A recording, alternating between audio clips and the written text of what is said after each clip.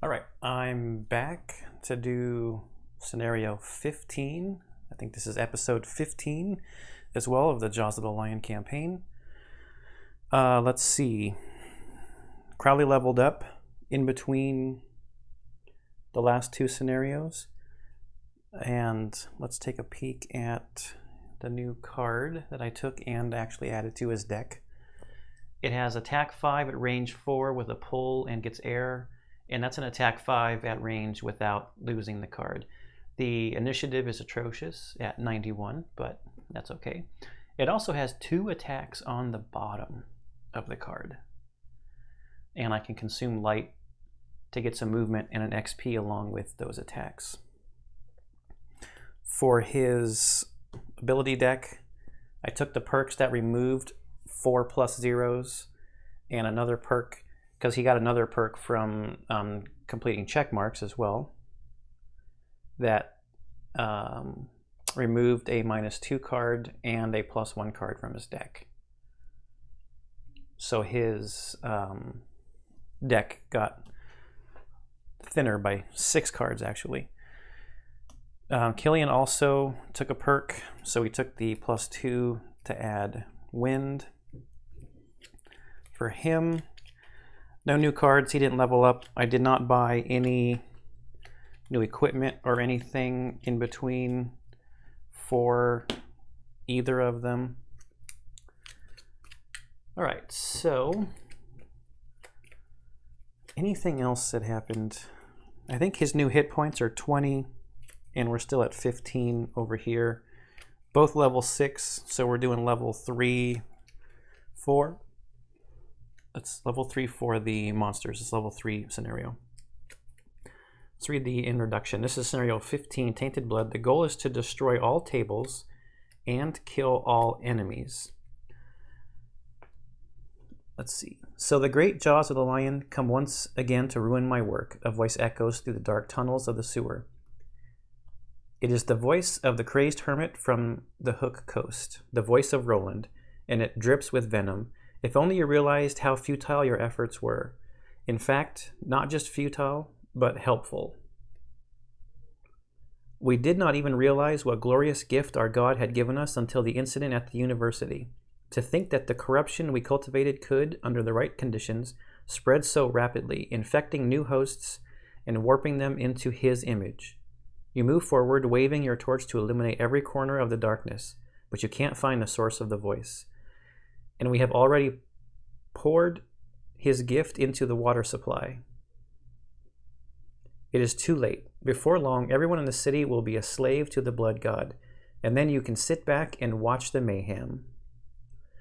You roar and charge forward, straight into an alcove with a robed man hunched in front of an alchemy table. His vials bubble over with a black liquid that splashes onto the stone floor, running in little rivulets under a door behind him. This is not Roland, but you figure you should kill him all the same. So I guess that's the black line going over here. There's no money tokens, no treasure token out here for this particular one. Okay, let's see the special rules. The objectives are alchemy tables. Each one has 2 plus L times C divided by 2 rounded up hit points. So 2 plus L is 3, plus 2 is 5, and we have 2 characters divided by 2, so it's 5 hit points for each table that's out there. At the start of every round, spawn 1 normal black imp adjacent to each revealed alchemy table, A for 2 characters, A and B for 3 characters, or all for 4 characters. So right now we only have this room and there's a C.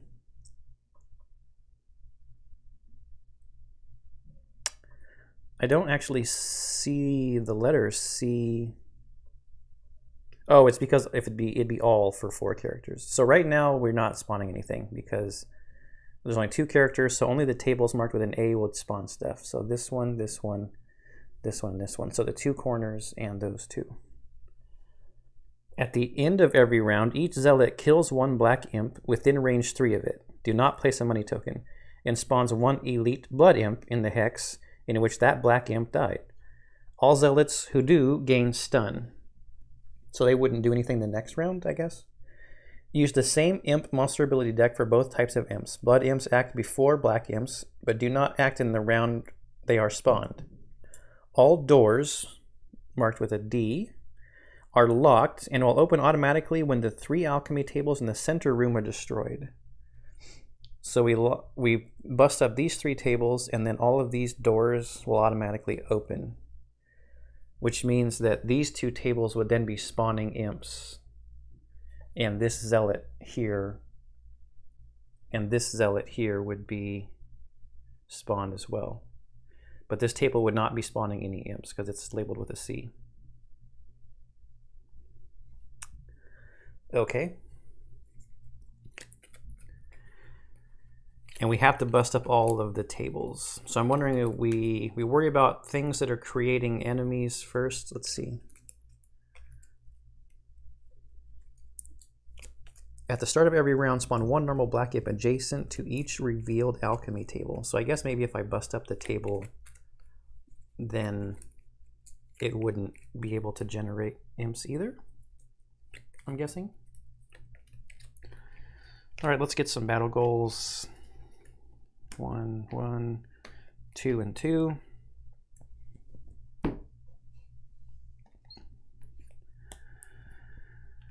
There's no way I've seen all of these in here, but I feel like I've seen some of the same ones quite a few times. Insomniac, suffer damage from an attack in the same round you long rest. Egoist, collect more money tokens than any other character. I think I can work on Insomniac. Get hit in a round that I long rest. What do we got over here? Weakling, become exhausted before any other character or shirker. Kill a monster not adjacent to you while you are adjacent to another monster. I don't like trying to become exhausted, so I'll just take the other one just because I don't want to try to become exhausted. So we actually need to be out here on the board to start somewhere. Let's get my favorite token over here somewhere.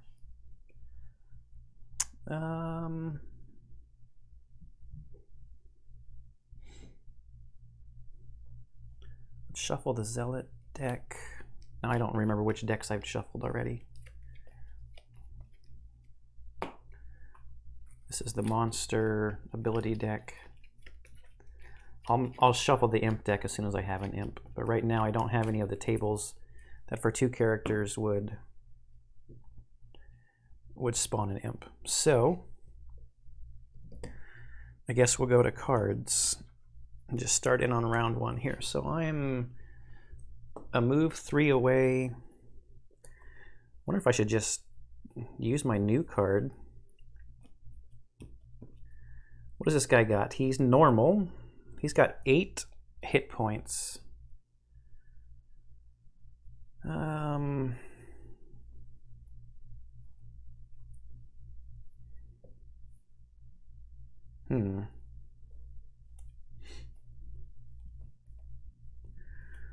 Don't want to do shield spikes yet, or do I?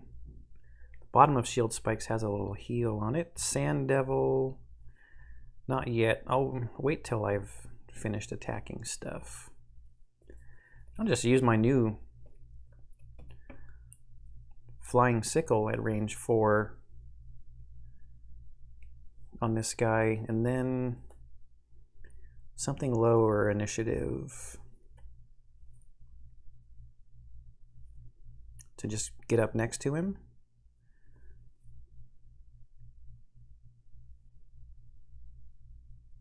Maybe get shield just to survive whatever he's gonna be doing. So we're going at 16 over there. And let's see, we have an attack 2. That's if he has my favorite token, it gets another bonus. You could ricochet and hit the obstacle and the Zealot. Or the objective, sorry, not the obstacle, the objective. Going at 56. And then what as well?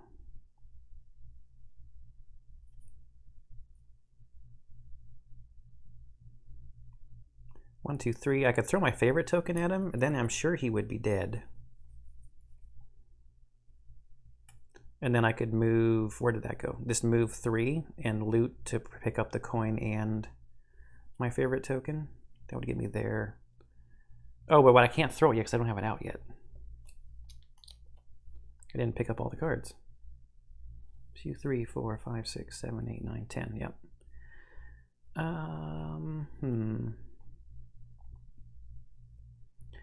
Wish I had some attacks, or some ranged attacks, I should say. Actually, 1, 2, 3 center cuts and attack them both and get the XP. Yeah, so where's another move 3? Here's a move 3 with a heal, not yet. How about this move 3, in case he is dead? Then I can get an XP from it. What was I going to do? Close cuts. That's right. So 18, 25.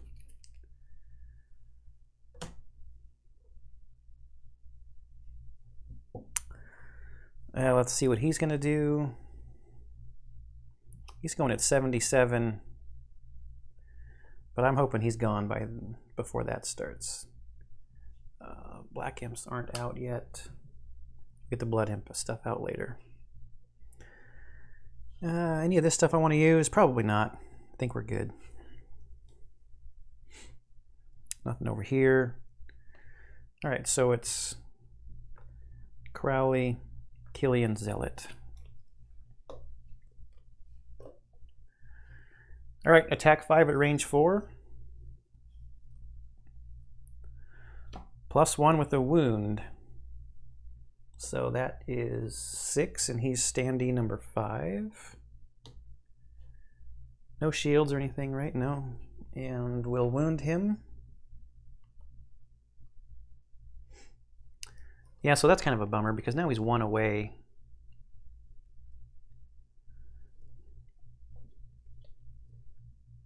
Well, yeah, we're still going to be doing damage to that, so okay. And then I'll move 2 with jump. I'm not going to pull the guy at all. We'll move 2 and we'll have a shield. Don't really need it, but at least I don't think we'll need it. Let's see. Am I going to run out of room here? Oh, I can put the discard pile this way. Okay, over to Killian. Oh, I got to use the move first, so I'm not going to get that XP, unfortunately. 1, 2, 3. I'll start with the Zealot. It's attack 3. +1 is 4. And that makes 10, and he only has 8 hit points. So he's gone. We'll drop the loot token. And now let's do the attack 3 on the objective. Too bad those weren't reversed. They could have been if I would have chose differently. That's 2 damage out of 5 on that objective. And we're going to get the XP for using close cuts. The Zealot's gone. End of the round. Now with no enemies out there, I feel like doing some setup. So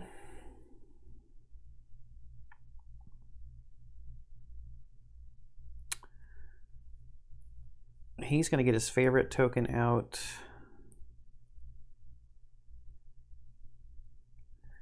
And maybe we'll use this opportunity. Doesn't he have another attack on the bottom?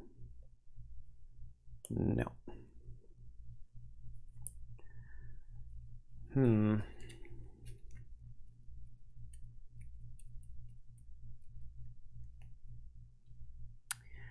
I don't know if I really want to use like a round where I know I need to pick another card here, but I want to look over here first. I'm thinking of just pushing into the next room and trying to wail on these other zealots. So because we've got black imps here that are lower hit point than when they turn into blood imps. Not too much more though. Attackers gain disadvantage and they have poison.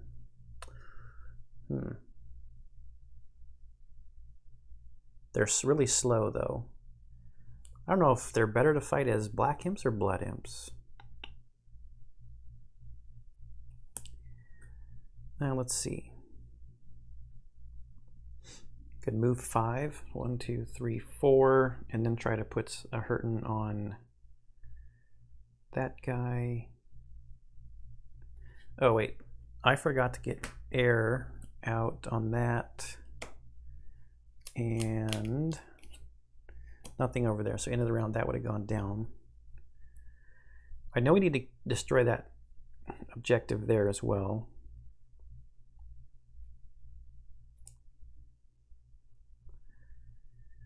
Let's see. Maybe I do the attack 2. Yeah, maybe 1 round of setting stuff up before going into the next room. So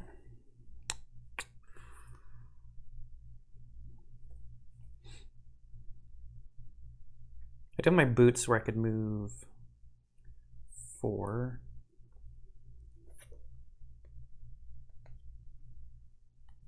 No, so we're going to do Sand Devil and this attack 2. I really hate using my low initiative card like that when there's no enemies in the room, because I can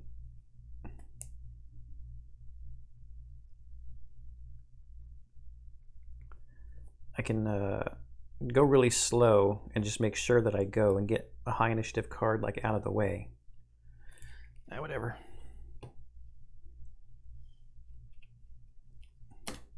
So I wanted to set his favorite token up.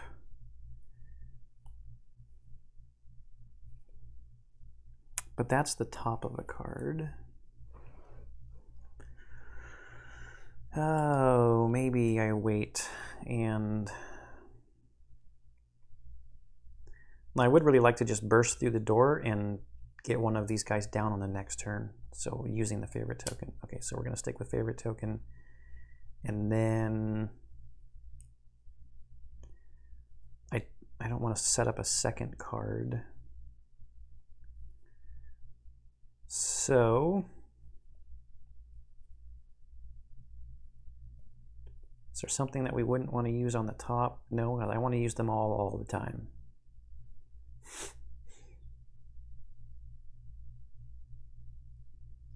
Let's get a high initiative card out of the way.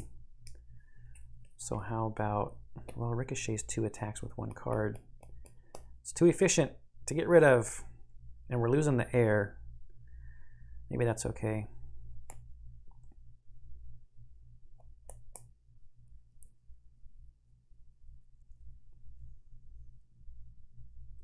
This would become attack 4. It's just not enough to burst him down though, because they're gonna have 8 hit points and they're gonna wound. Yeah, so we'll just go like this. All right, so Crowley's just setting up his Sand Devil.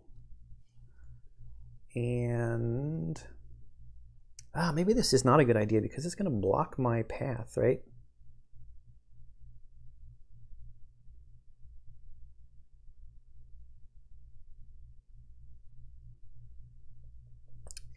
Yeah, I'm going to change this. I'm not going to get the Sand Devil out right now. Maybe I'll set up shield spikes just so that it's set up for when I get into the next room and I might have some shielding on me. But I'm sticking with the other card, so. Doing the bottom here, attack 2 on this objective. 2 plus 1 is 3, so that's 5 total. This alchemy table is busted. Yeah, these tables need to be high priority targets because every round they're just going to be spitting out imps.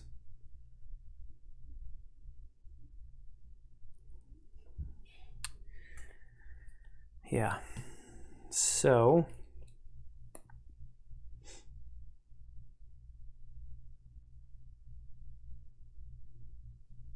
set up the favorite. I'm just going to use Overwatch for a basic movement to here to pick up this coin. Now we're going to burst through the doors. So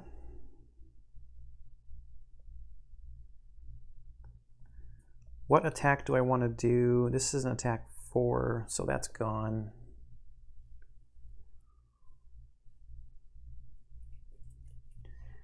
Ricochet. I could ricochet between this objective table and this guy. They are only attack 2s, but this thing only has 5 hit points.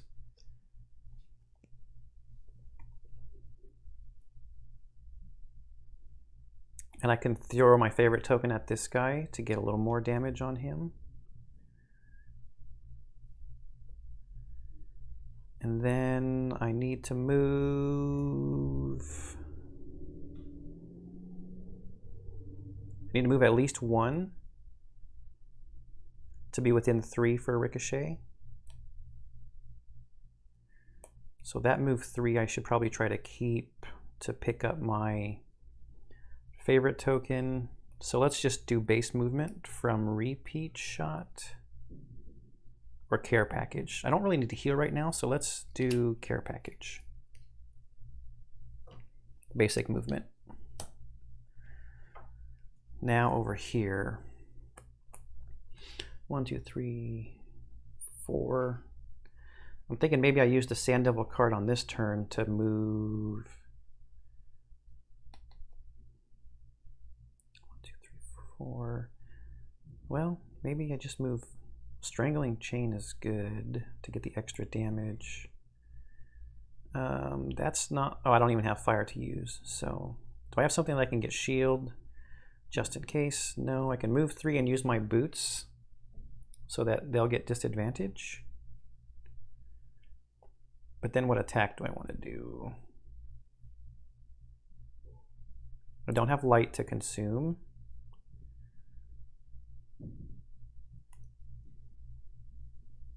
But I feel like my deck is light on attacks. Especially melee attacks, big melee attacks.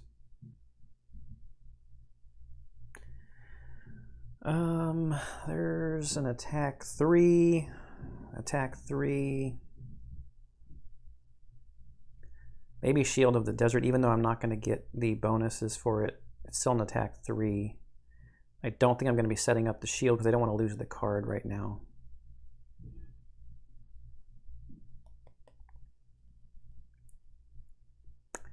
I could use Strangling Chain. So, and they just have them both focus fire on the same guy.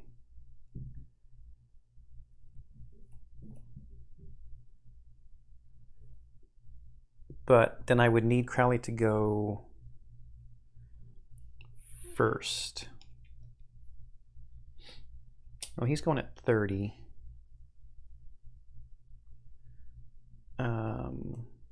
So Strangling Chain would be 19.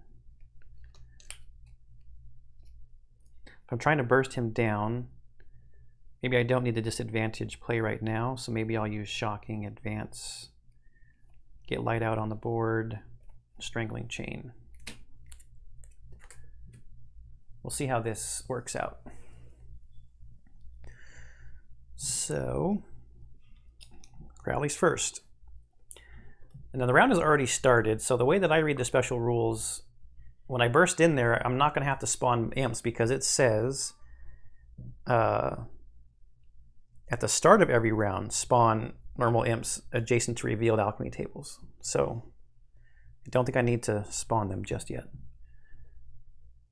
Okay, so we're going to do the bottom of Shocking Advance and use our boots to get 4 movement. Okay, and that's going to get light out there just so I don't forget.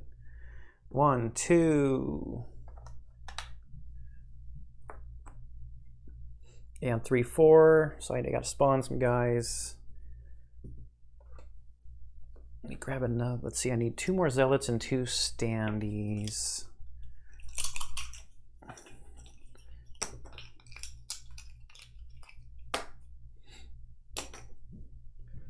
So we got standee number 4 here in the back, standee number 1 here on the bottom. I'm going to reuse standee 5 up there. All right, so his movement is done. Now we're going to do Strangling Chain. Is attack 3. Well, look at this. 3 plus 1 is 4, and we're going to get light and fire out there.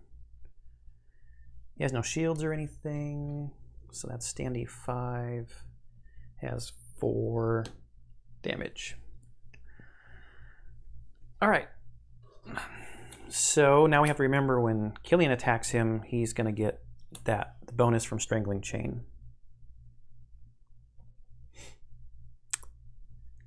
So wait, let me do this also. They were revealed. Now that his turn is over, this could matter. 46. Oh, they're going to consume the fire. Punks. They're going to want to try to target 2 in range 2. Yeah, so in order for me to get close enough, in order for me to do my attack, I'm going to be setting that up where he'll be able to hit both of us. Or let's see. No, they're not going to want to move. They're not moving, so I just need to stay out of this range. Okay, so we will come here, here. We're doing the bottom of care package. I'm just going to do basic movement. I don't want to get nature out there just in case there's some weird shenanigans with nature element. Just basic movement. And then the top of ricochet, and I'm going to throw my favorite token at the guy.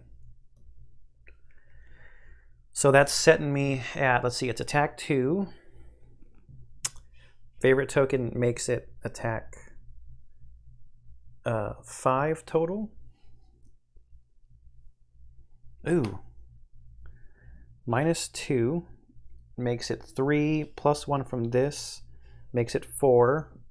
He would be wounded and I could push him. That worked out to be perfect, actually, because this 4 plus the 4 I just did is the 8 total. So he's gone. We'll drop the coin and my favorite token. Now the other part of ricochet as another attack 2 for a different enemy within range 2. This objective is within range 2. Plus 1, so we've got 3 damage on this alchemy table. Is that everything? I believe so. Oh, I didn't even... Yeah, that was dumb. I forgot about them consuming the fire. 1, 2, 3, 4. 1, 2, 3. Yeah, he's going to get both of us. He's going to get both of us. So on their turn, he's going to consume the fire to make it range 4.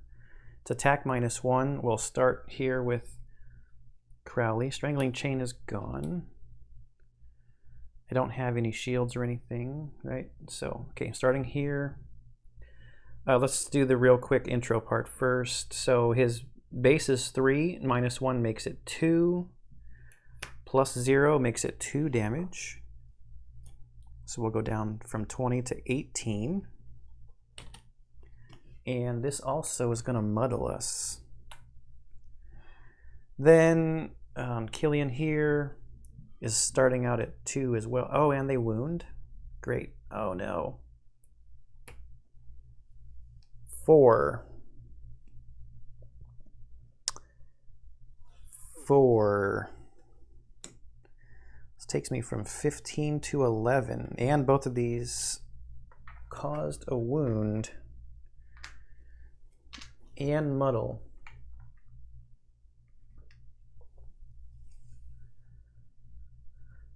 So that was unfortunate that I got fire out there for them to consume.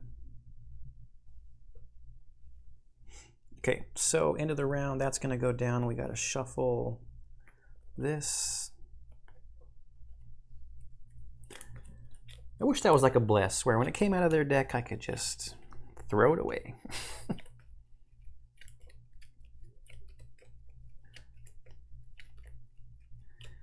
So now at the start of the round, we're going to need to spawn some black imps. I don't think there's any way to avoid this one back here being turned into a blood imp, but that's at the end of the round. So you have the opportunity to try to eliminate it. Are they normal or elite? Spawn one normal black imp, but then the black imps turn into elite blood imps. So, start of the round. Let's grab our black imp baggie, and I'm just going to pick 2 out of the baggie. There's one who really wants to play. So we've got 1 and 7. Shake them up in here, and the first guy who drops out will go in the front. He's in the front. I'm going to spawn him over here as far next to the table, but still as far away from this zealot as possible. And I'll put that guy over there, I guess, next to the or here. Maybe he'll move away and the zealot won't move. I don't know. Maybe. So we're going to need to draw an imp card for initiative as well. Let's see. With light out there. Oh, see, this would have been perfect if they didn't consume my fire. Attack 4 at range 2. How many hit points do they have? They've got 5. And then all enemies, all adjacent enemies suffer 1. I'd really like to get Killian over here to pick up his favorite token with the move 3, loot 1 card, because his favorite token is there. So maybe we should start over here. Do I have any attacks I want to do ahead of time?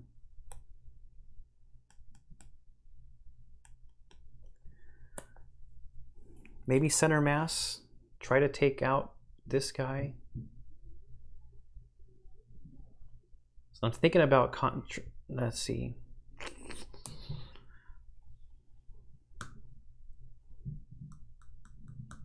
Maybe I don't need to concentrate yet on the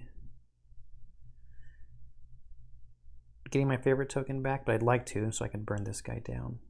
Or maybe even toss it at this table back here to just try to bust it up so the imps stop spawning. And we leave this one alone until the zealots are killed. Then we bust up this table, which is going to open all the other doors, and work on... Maybe send one guy down here to bust up this table before it spawns too many imps. And then worry about that one up there. Sounds like a plan. I don't know if it's a good plan, but it's a plan. I don't want to use this. I don't want to toss the card just yet. Man. I should worry about this too. And I'm muddled, so not the best turn for attacking. We're both muddled. He can get rid of his... My heals are gone already, though, over here.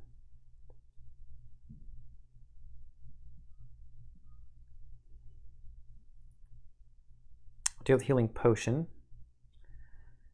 Who do I want to concentrate on what? That's an attack 2. That's an attack 3. That's an attack 3. This is an attack 4. With a push at range 3. Maybe I'll get lucky and get 5 damage on this imp. But then I'd be using that for the top and not the bottom. Alright, so let's do the attack 3. See what happens over here, maybe on if he's going to go for the table or the imp.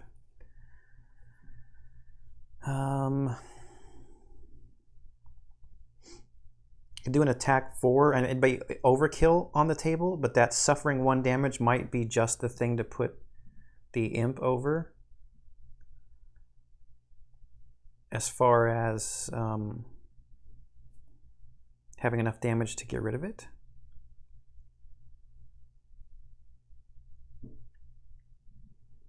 Then what do we do for our bottom card? There is light out there.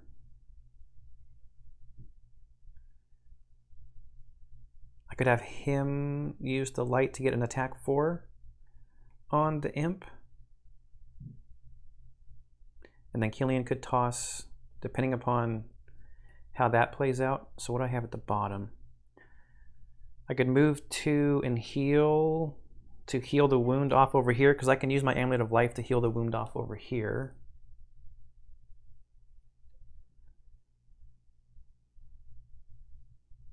I like this idea, I think, better though. Maybe attack 4 up there. No, attack 4 here, he suffers 1 and Killian attacks him here, but then what are we doing on the bottom? Move 5 to come back and start working on this table. 1, 2, 3, 4, 5 to get within range 2 of that.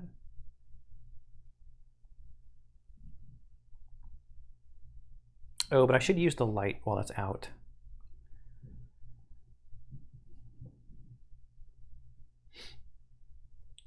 One, 2, 3, 4, 5. Okay, let's do that. It might be, or 1, 2. No, move 3 because of this hard terrain. I'm not going to get very far.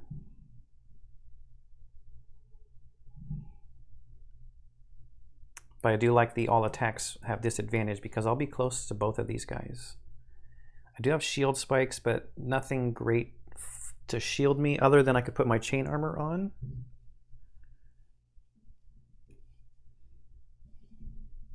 And my heater shield to do a little bit of damage.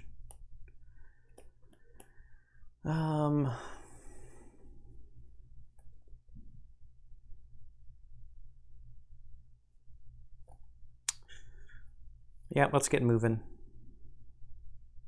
Let's get moving. So we're going to 10 and 11. Let's see what these guys are going to do. 76, going to attack at range, a little bit of negative to his movement, and 65. So we've got Red Guard, Hatchet, Zealot, Imps, Black Imps. So we don't have any Blood Imps out there yet. All right, so here we go. Crowley is first. Oh, what am I thinking? He's not even next to the guy yet. This is stupid. I am not thinking before I do stuff. I'm going to switch this card for this.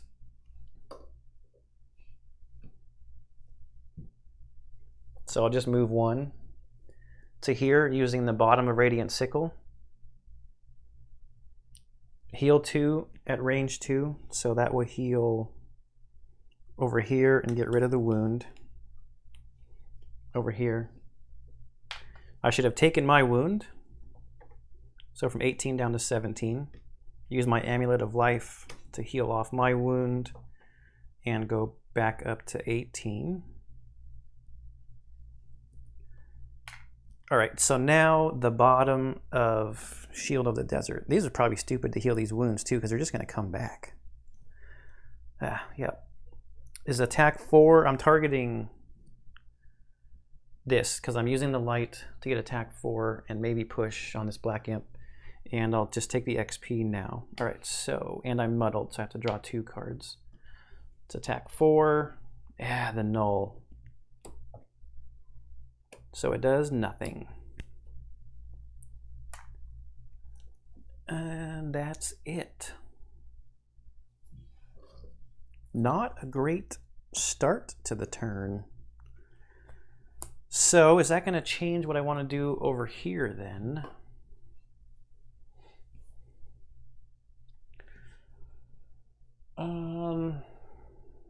Maybe it will. I better try to just burn down this. Oh, the imp or the table? Imp or the table? I think the table or another imp's going to come out. They're just going to keep coming out.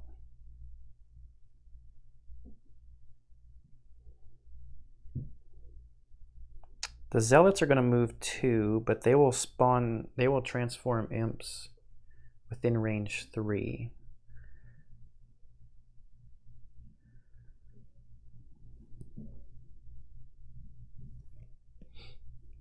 I wonder if he's here, he's within 3.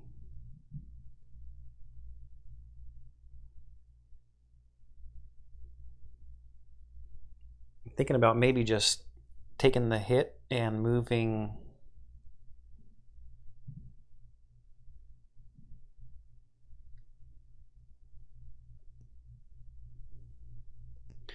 I'm gonna use the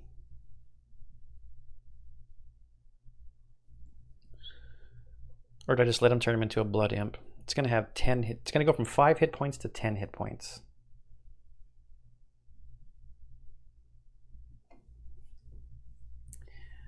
Yeah, I'll use the top of center mass to do attack 3 on the table. Wow.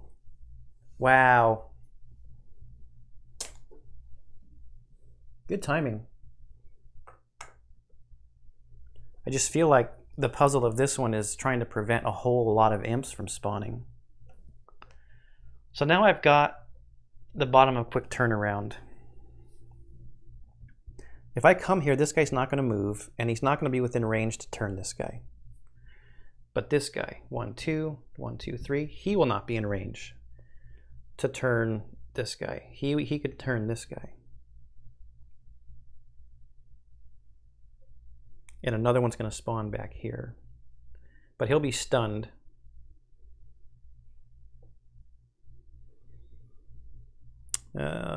Maybe I just let him turn him and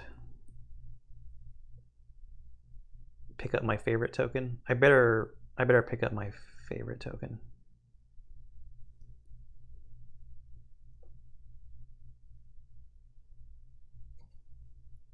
Yeah, 1, 2. I need to use the opportunity, I think, so I can use it next turn. Okay, so that muddle's gone. His muddle is gone. So now the Zealots. He's gonna want. Let's see who's first. Yeah, he's standing number 1. He can move 2, attack +1 over here. Oh, I didn't use my chain armor.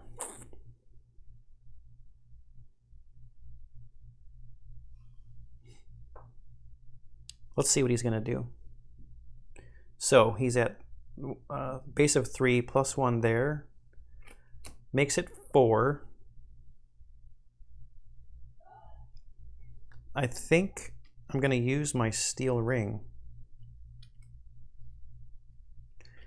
So there was a question that was asked on one of my videos, I think it was the last video, by Renz. Renz has been super helpful in watching the videos. I think that's how you say it, Renz. I apologize if I got it wrong. He's been watching and pointing out rules things. That's really helpful. It's helping me learn the rules of the game. And we were having a little discussion on these cards, and I posed this question on BGG. And so when it says when damaged by an attack, gain shield 4 for the attack. So the consensus on BGG was that I can use this card after flipping the modifier deck. I think the best answer that I saw in there was that if it's something that can change the attack, that can affect how the modifier cards are coming out. For example, studded leather changes it to where you would have to draw 2 modifier cards instead of just 1. Then you got to use that before you actually flip cards over here. But this, like the steel ring, the trigger here says when damaged. And you don't know if you're damaged or not until you flip this, because you could draw the null or you could draw minus enough to negate any other attack. So I'm going to use this steel ring. That gives me a shield 4.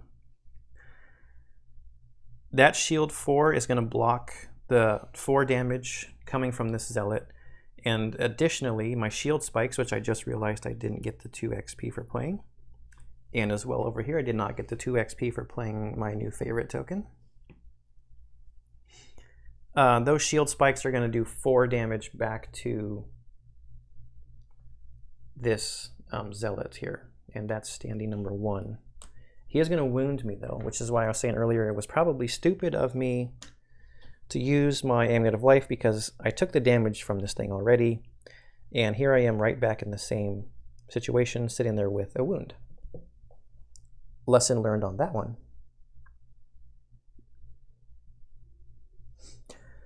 Let's see, now if Killian can kill this guy, well, this guy's still adjacent to me. He'll meet his battle goal. What's his again? Suffer damage from an attack in the same round you long rest. I think that's going to be fairly easy to do. Okay, so that was this Zealot. Now this Zealot, he's going to want to move 2. He's not close enough to attack anybody. Black Imps. This guy here, he wants to move, but he does not have enough movement to get out of range. So he'll be attacking Crowley at a disadvantage. It is attack +1. Oh, and he's got poison. All right, so he's at an attack 3, but at disadvantage. So we draw 1 and 2. So that's 3 damage. And now I'm poisoned. Even more evidence of the foolishness of using my amulet. What was I at? I was at 3. Attack +1, base of 2, 3, and the disadvantage made him get a 0. Yeah. 3 damage, and I'm just contemplating if I should use my shield or not, or save it. I'll take the 3, go from 18 down to 15. So that's him. This imp here has a movement of 0. 1, 2, 3, and he's not within range of anybody to attack, which is fine. Yeah, using my shield probably would have been dumb anyways, because this guy's about to turn into a blood imp, so that damage that would have been on him would have been gone. All right. I think that's it. Let me shuffle this up. So this is the one bad thing about culling your ability deck down to such a small deck. The chances of that null coming out, well, I did get rid of quite a few zeros and a -2 out of here. That null is probably going to come up more frequently, but so should my other good cards.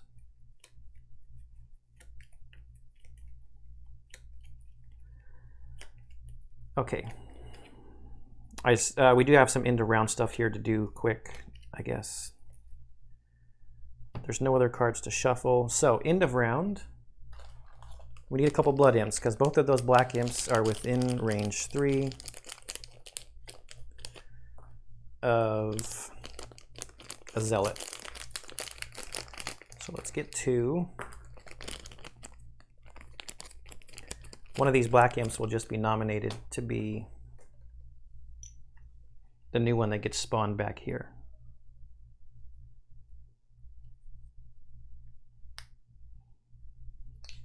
All right, so whoever falls out first will go into the front. That's standing number 9 will take the place of number 1. And that means 7 takes the place of 7. And I think that's it for the end of round stuff. Now we're at the start of the next round, and we've got table A back here that needs to spawn another imp. Let's start him as far away from that guy as possible, just in case we can do some fancy stuff with keeping him away, 3 away from other people. I have a feeling this table back here might start to get out of control.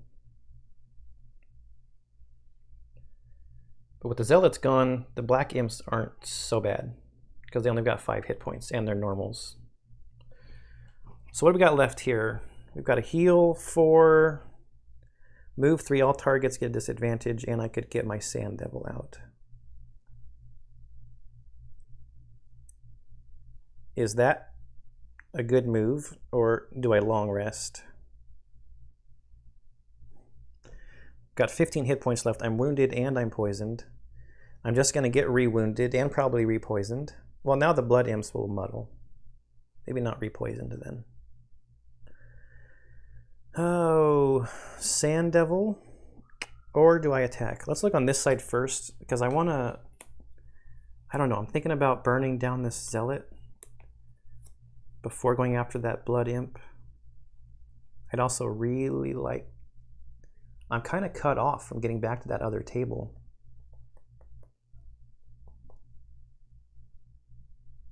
Aren't I? Maybe, see, but man, there's so many enemies back there that if Crowley just jumps back there, he could be in trouble.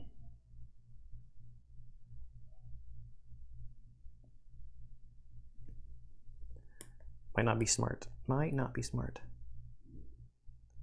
Let's do attack 3 with my favorite token. This guy's only got 4 hit points left. Maybe I don't even need to use my favorite token. Boy, I'd be upset if I didn't get enough, though.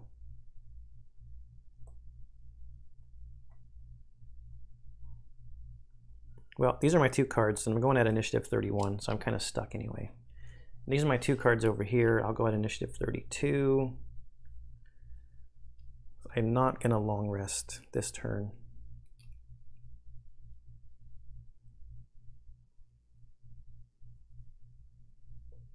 Should use these before I long rest to get this stuff back. Get my amulet back as well. My amulet of life. So those are both done. Let's see what the Zealots are going to do. They're going at 50, nothing special. And the Imps are going at 42. So the Imps are going to go, it says the Black Imp will go first, and then the Blood Imp. The Blood Imps, and then the Zealot. And Killian's actually going to go before Crowley. So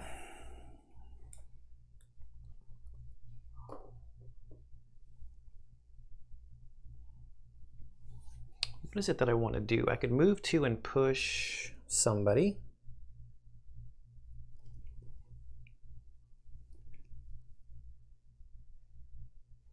The Blood Imps, oh man, they're going to attack at range 3. And they're going to move 3. And they're going to poison. Wow. Do I want to push? I mean, I might as well, right? Maybe.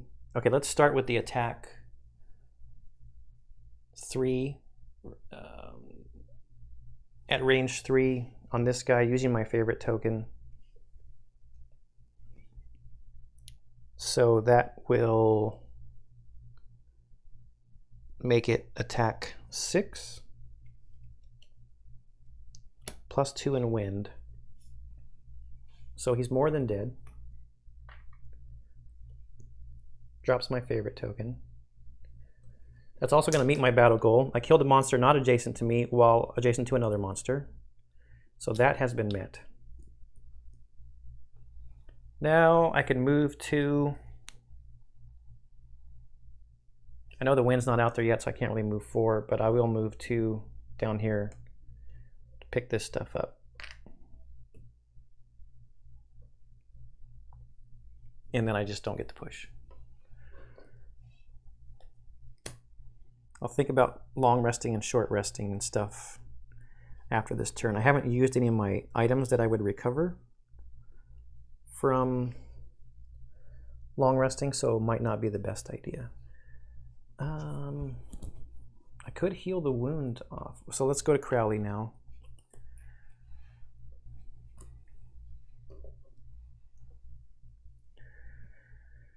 Man,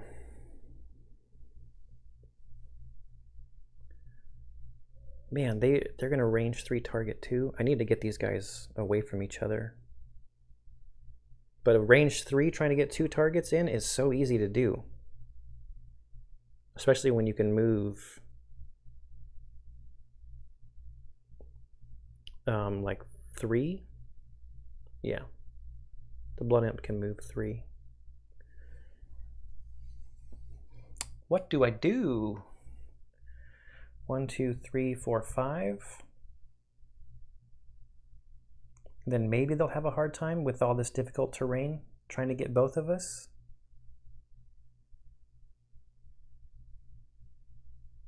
That might really make Killian the target of quite a few attacks.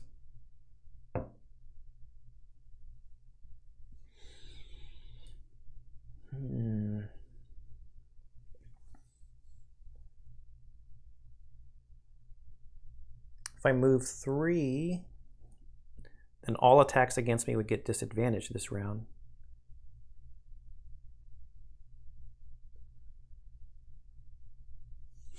Let's look at where some of these imps are going to go. So this guy here, he's going to have a move of 3. So he's going to come over here and he'll be able to shoot both of them. This guy's only going to move 1. He actually can't move. Well, maybe he would go this way. He would be his focus. That doesn't get him any closer. He's not going to go anywhere. So I don't have to worry about this guy. It's just these two guys are both going to do attacks of 1 at range 3 and poison us. Both of us.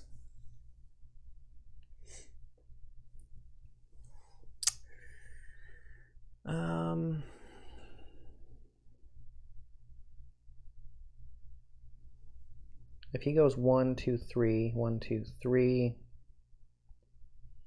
Maybe if I do a basic attack and move down here, at least this guy won't be able to get to both of us.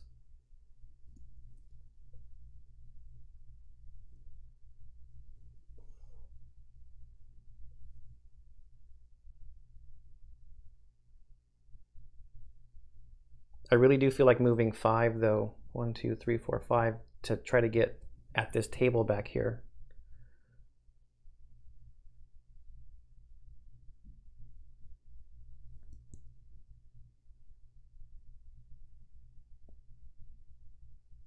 Could also just get my Sand Devil out and use it to start moving, like move these guys around. This is pretty puzzly.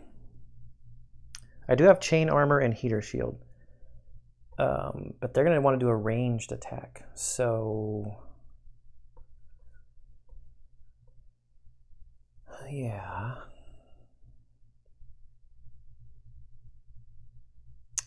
My shield spikes really only help against attacks from adjacent enemies. Well, so these are busted up here.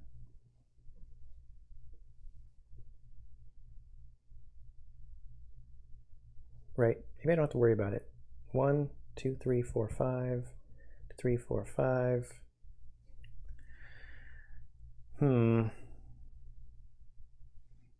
He's not going to be able to come over to wound me. Speaking of wounds, let me take that wound from 15 to 14.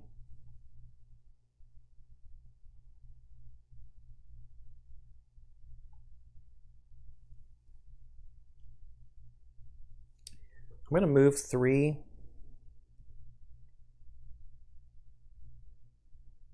You just move up there.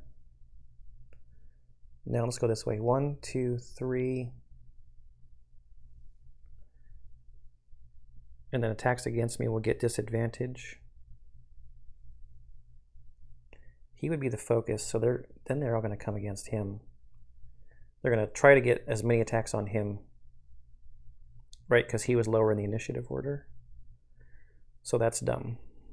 Let's go up there, and I want disadvantage. So I'm doing the bottom of Healing Sands. I want that disadvantage on attacks against me. And I'm gonna get my Sand Devil trap out. Put it there. Oh, do I do that or do I do basic attacks? I do a basic attack on that Blood Imp. Because now I've got 2 cards gone.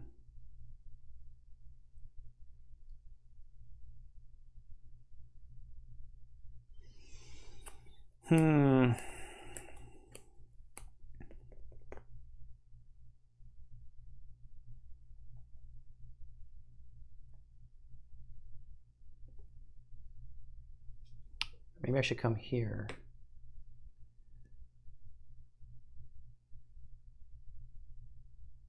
So 1, 2. Where's the Zealot going to go? He's going to have 3 movement. He's going to go last, right? This spot's going to be blocked, so he'll be back there. I'll move him up here. And he'll be out of range to turn that guy.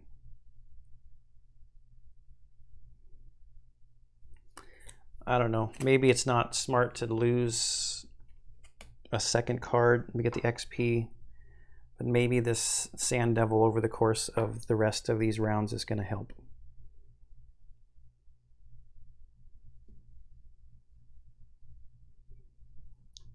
I also don't know if it makes sense to use my chain armor or not. I don't know. Don't know. So who's going to go first? The Black Imp. Now, I'm pretty sure I figured this out correctly. He's only got 1 movement point, and he wants to come this way. Moving back here is not going to get him closer to a spot where he would be doing the attack, you know, targeting 2 guys within range 3, or would it? Let's see. Where's a viable spot? 1, 2, 3. Is that a viable spot? I guess this does get him 1 closer to this spot back here. Right? 1, 2, 3, 4. 1, 2, 3, 4. Or does it? Well, I guess I have to take into consideration that this is difficult terrain.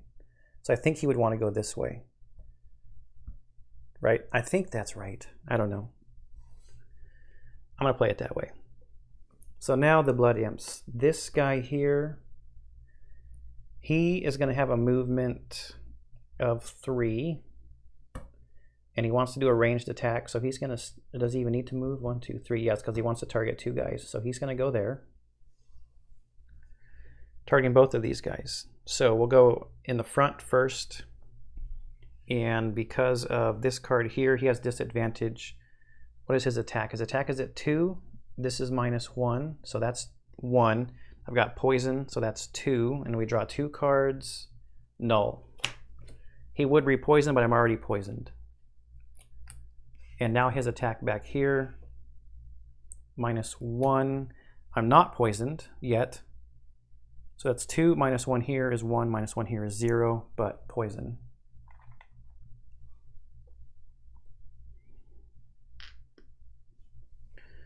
Now this guy here, he's going to want to take a step to get, so he's not disadvantaged here. And he's still within range to attack both of these guys. Oh, wait, I'm sorry. This guy doesn't poison. He muddles.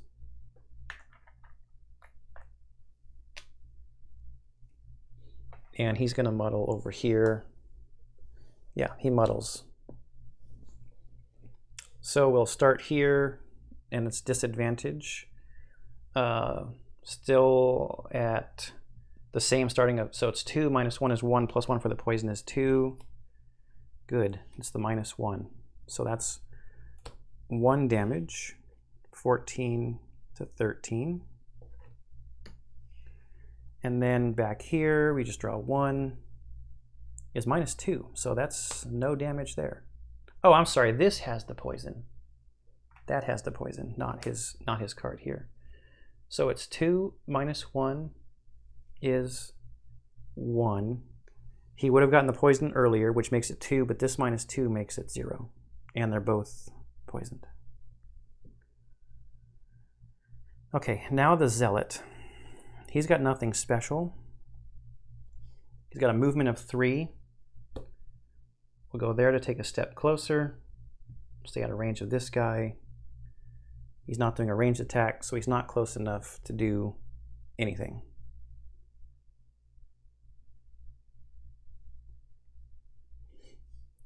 So when I moved here, I could have spawned my Sand Devil in any adjacent space. That was not adjacent when I did it. I actually want to spawn it over here. I keep forgetting that these transform into like normal spots.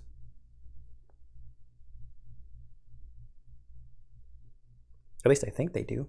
Is that right? I know obstacles do. Yeah, I think so.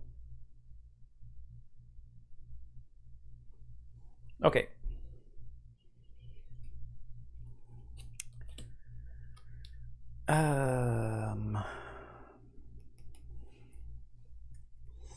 I think I need a short rest. I got to do stuff. I can't just spend a turn getting wailed on.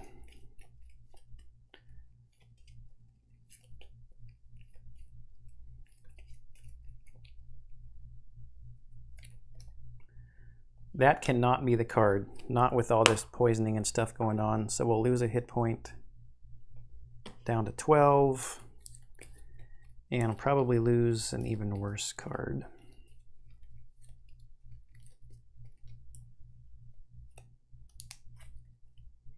Oh, Shield of the Desert, not with shield spikes out. That's not how you want to lose that card. All right, over here.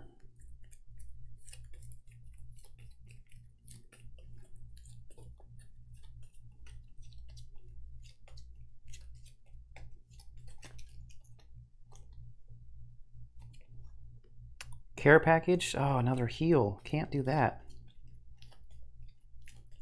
So we got to go down from 13 to 12.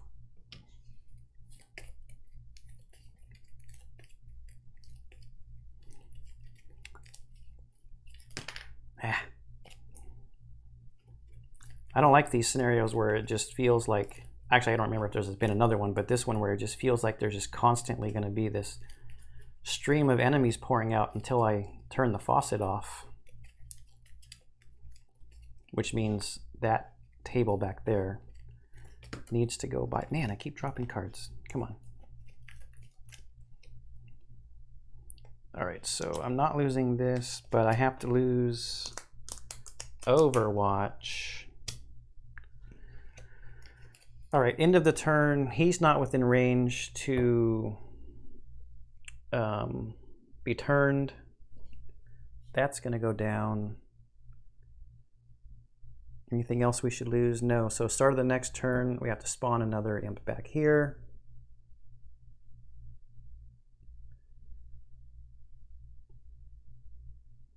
All right.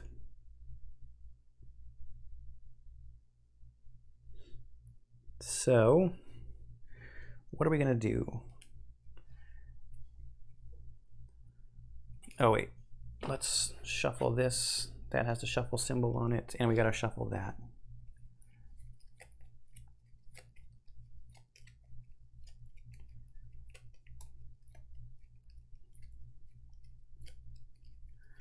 I think I ignore the imps until I can get that Zealot and the table destroyed.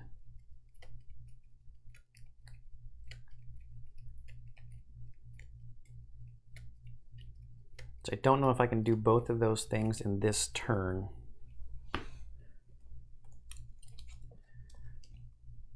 Both the null and the ×2 came out. It's a good thing I had that disadvantage thing. So I think that nullified both.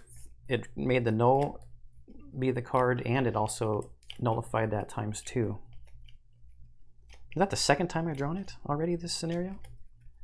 Don't think I've ever drawn it twice in one scenario. For the from the monster deck anyway. Probably from any deck for that matter. So I've got Winged Shoes back here. I've got my favorite token. Do I just try to burn down? Whoops. I don't know if I want to lose a card using this attack 5. I've got air out there though, so don't I have an attack 4 that gets even better? It's an attack 4, and I can push him. Yeah, but that's gonna make these guys probably get within range. If I add my favorite token on it, he'll be wounded.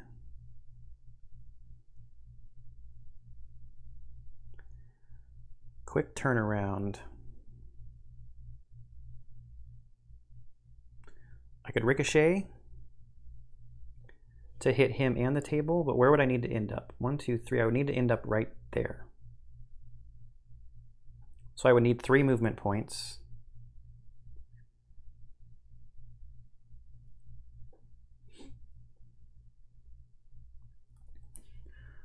I could go up here, 1, 2, 3, and ricochet to the table. But I should probably use the air when I can, right? I'm poisoned, I'm not wounded yet. I could do this move 3 and heal the poison off of myself. I could also heal up Crowley to get the stuff off of him. And if because if he keeps being the target, extra poison damage on him and wound damage on him is not great.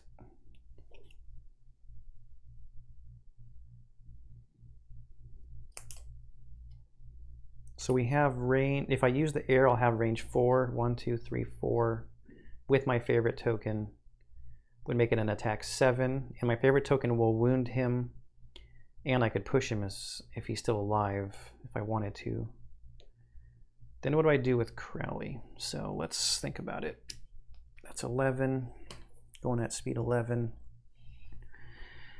Can I get over there by the table? I think I use my Sand Devil to move through both of these guys to muddle both of them.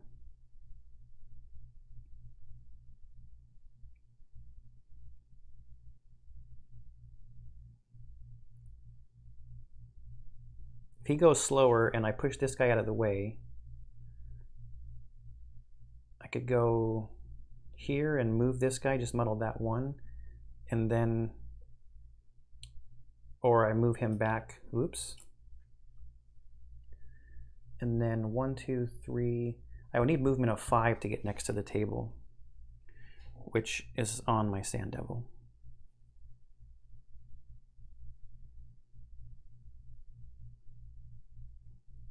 Move 2 with jump would get me here. And I'd have shield 1. But then what do I do on top?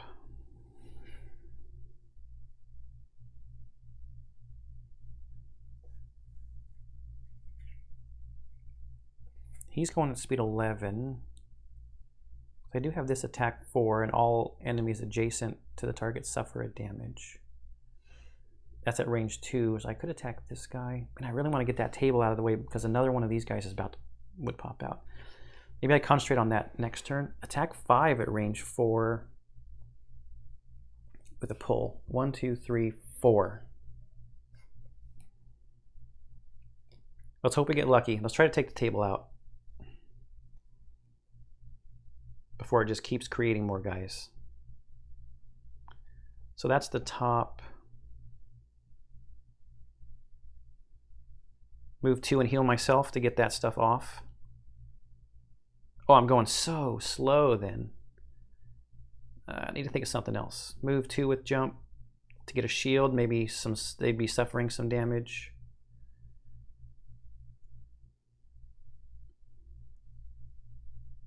Could use the Sand Devil to pull a guy into me, and then that would be good for this 2 attacks on the bottom. That's not going to happen though.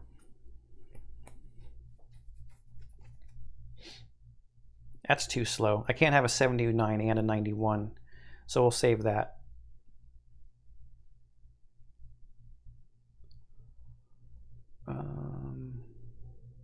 Maybe the shield. I don't have another heal on the bottom, right? So maybe it's just smarter to get disadvantage against me again. But then that's my heal on top. which I'm probably going to need. If I move 3 and get light out there, do I have anything to consume the light? No, that doesn't make sense. So let's get a shield. We'll move 2 and get a shield. Was I gonna do healing?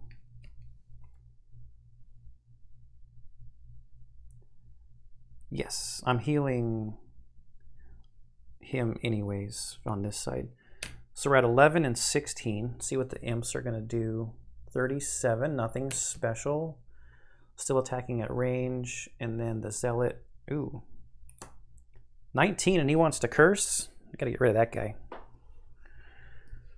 So the Zealot here, imps last. This is the correct order. All right, so Killian. Gotta do it here, guy. Gotta do it here. So let's do the...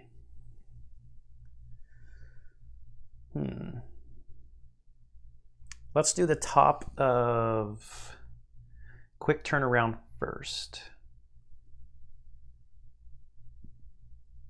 Yep, it's attack 4. I'm going to use the air to give it a range of 4.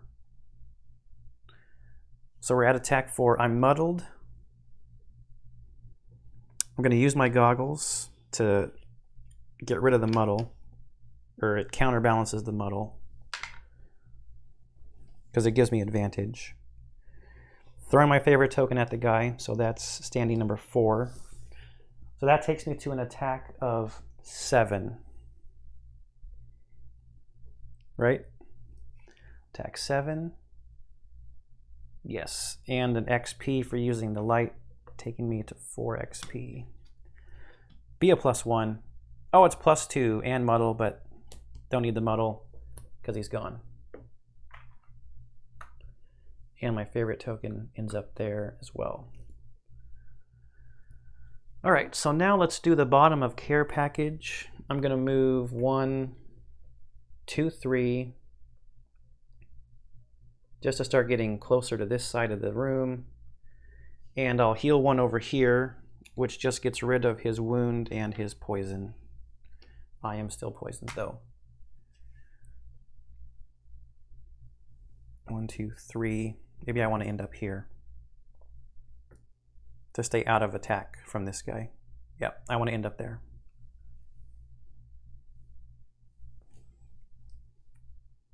All right, is that it?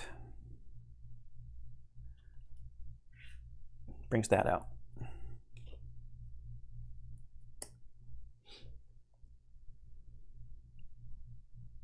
I'm just looking to see, do I want to use my stamina potion to get one of those cards back? 1, 2, 3, 4, 5. Maybe not just yet.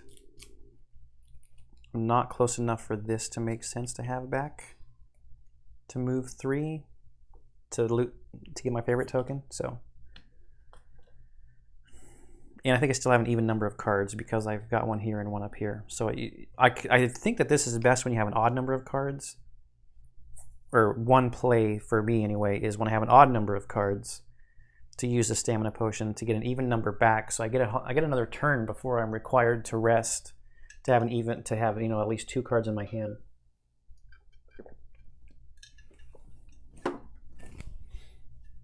So that takes us to Crowley's turn. And we're doing the Flying Sickle, attack 5 at range 4. 1, 2, 3, 4 on this table back here. I'm muddled though. I hope this comes out okay.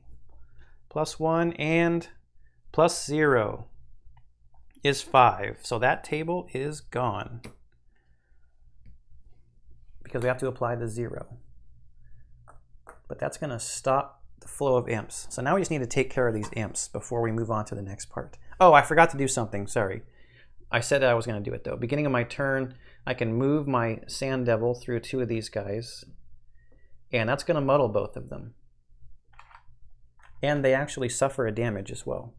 So that's standing number 9 and standing number 7, and they both suffer a damage from my Sand Devil moving through them. And I chose not to move the first guy with the Sand Devil because the card reads that you may move. You may force any figure on it to move with it. So now the bottom of Swift Strength. I've got move 2 with jump. What do they want to do?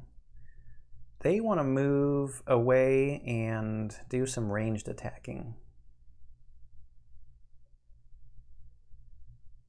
They're just like going to constantly keep me muddled and poisoned. These guys are going to poison me. These guys are going to muddle me. Let's just get up close and personal. Or do I move away? Because with jump I could go 1, 2. Maybe that's set. I've already destroyed the table. No. We'll do this. Keep him working on those elites up there. And he brought air out. And he is going to have shield 1.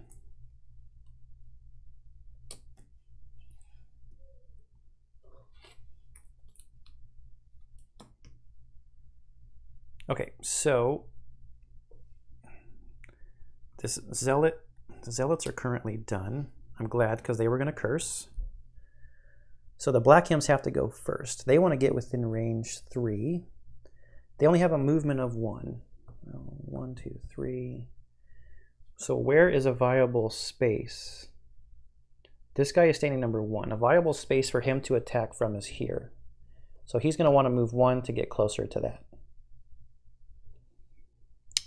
This guy, this is his focus. Killian is his focus. He's equidistance away, and he is lower in the initiative. Crowley was closer to this guy, right? 1, 2, 3, 4.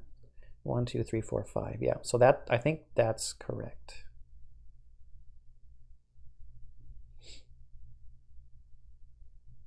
He, on the other hand, wants to attack him. 1, 2, 3. These are his. He wants to get in these spaces here, but he does not have enough movement to move into there. I just think he doesn't move. And he's not close enough to do any attacking. He's not close enough to do any attacking either. So I think they're just both done.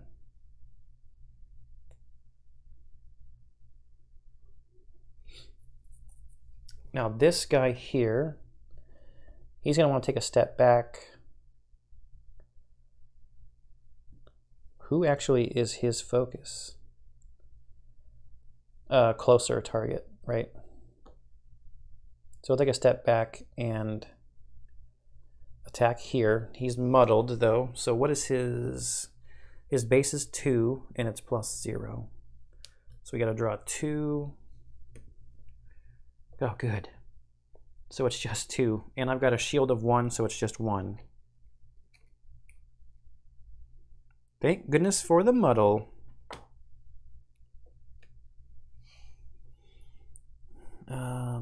That was standing number 7.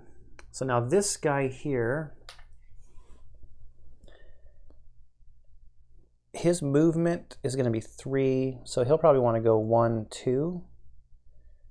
So he's not disadvantaged. Even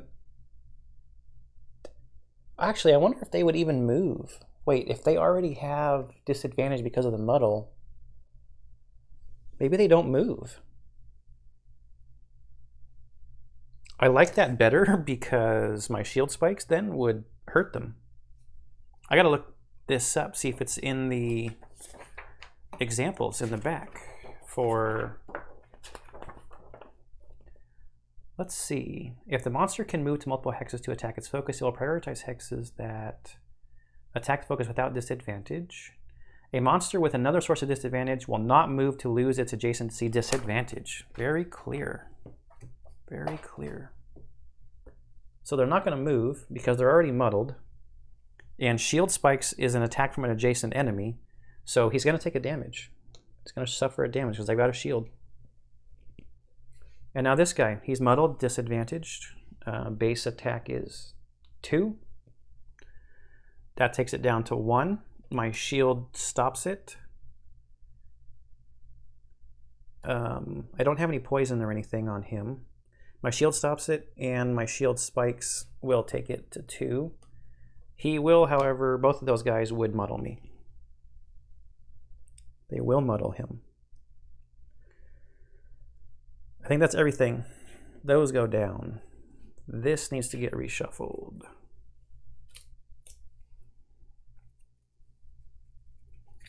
Just got done saying how I don't think I've seen the ×2 twice. Well, that was the 3rd time.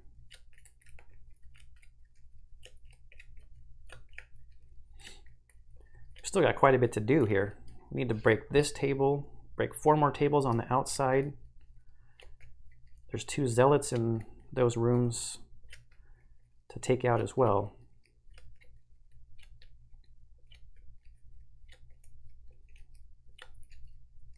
Probably want to be set up to kill these zealots as fast as possible so they don't turn more imps and then break this table and this table. Or do I set up to break the tables first and then, I don't know, we'll see. We'll see where we are. Okay, so this is gone. Now we're looking at new cards. So I don't have any poison or wound. How many hit points do I have? I have 11 hit points.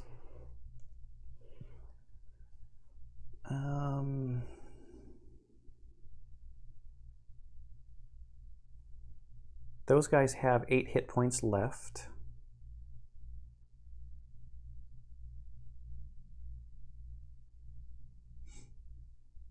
I don't really have any big double attacks or anything to use. Do you have this attack 4?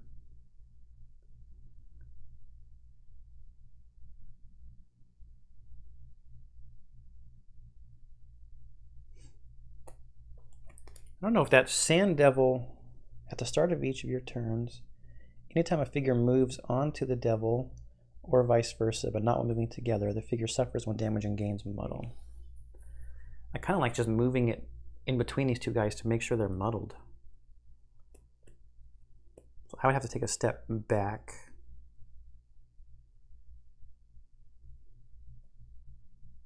Then if I was going to do this ranged attack, so I'm looking at Radiant Sickle here to do an attack 4.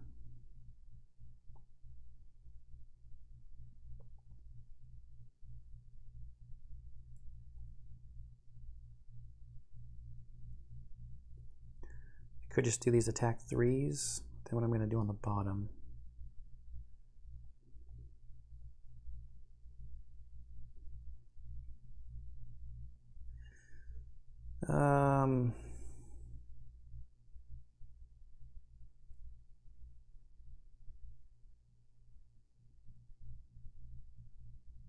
I don't like moving backwards. I feel like I need to be ending him up by this door. I guess it's not really that far. But I've already moved, I've taken the 2 movement, or used my jump anyway, to get onto that difficult terrain.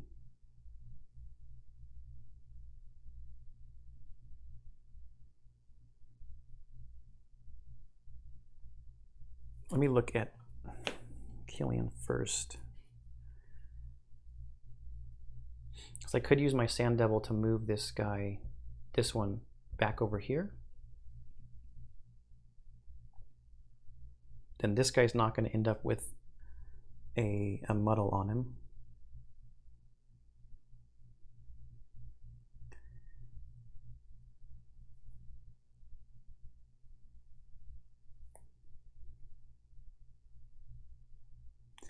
I'm going to attack 3. Those guys are set up perfectly for that. So I wonder if I can get Crowley out of the way.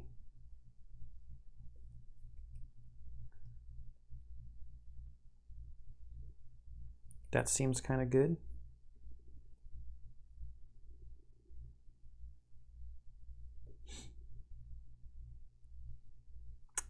And I just need to move 3 to get there.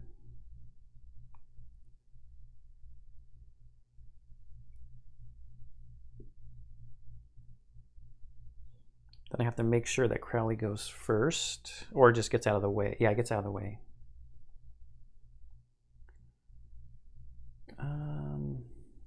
What am I going to do on the bottom?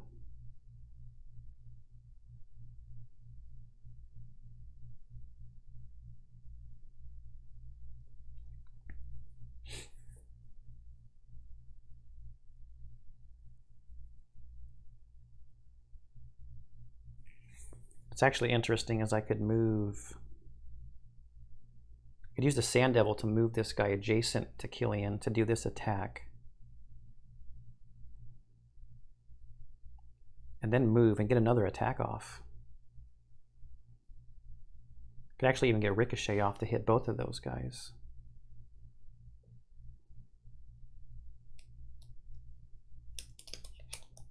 Maybe I like this plan. I like how I have to say that maybe I like my own plans because I'm not sure I like my own plan.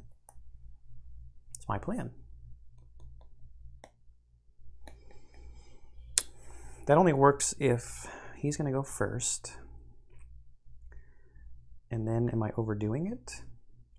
Possibly. They've only got 8 hit points left.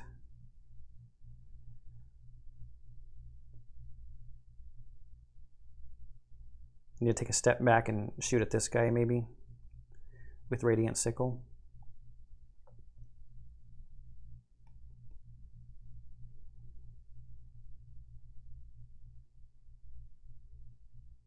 Could use this move 3 because if any of these guys survive, then they'd have disadvantage because I'm not, if I do that plan, I'm not going to be spreading muddle around this turn. But then he's not going first. I need to go before 25. I've got some attacks on the bottom here too. Got an attack 2 here. And an attack 3 to throw at this guy. Well, I'm not. I am muddled though.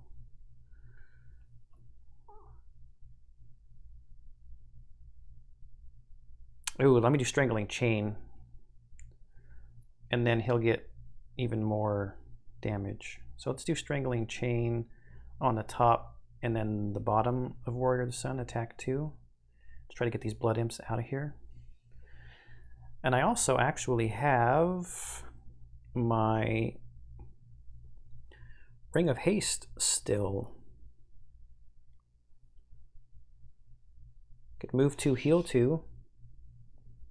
Is now when I want to use it? Maybe not. Maybe not.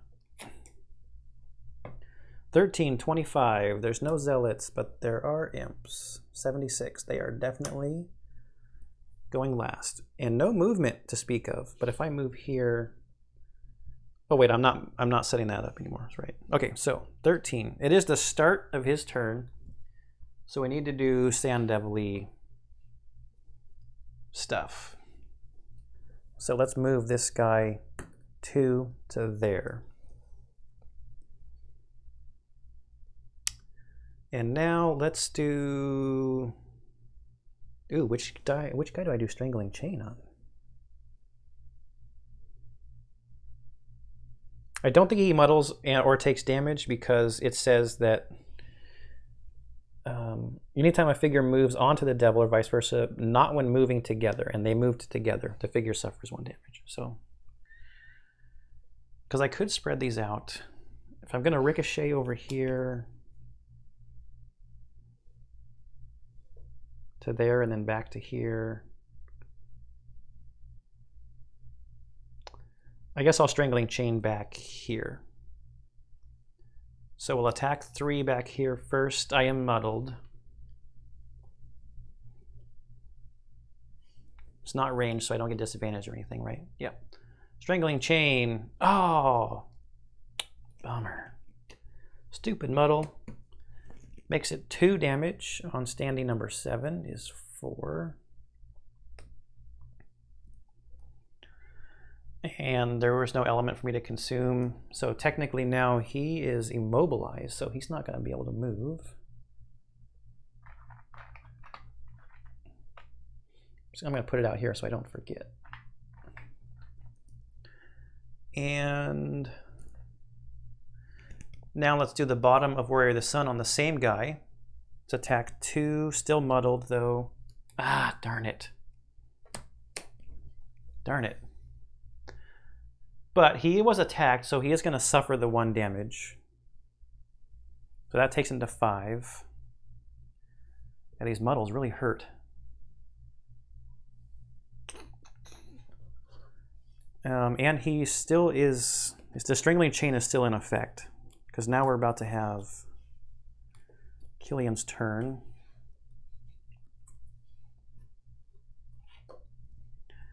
So we'll attack 2 on this guy here.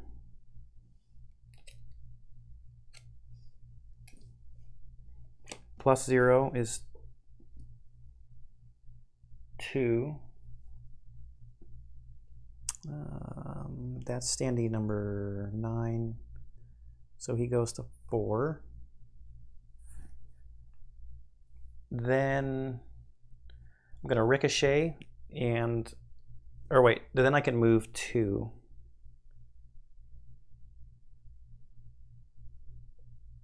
I don't want to move because I don't want to get in range for this guy. Yeah.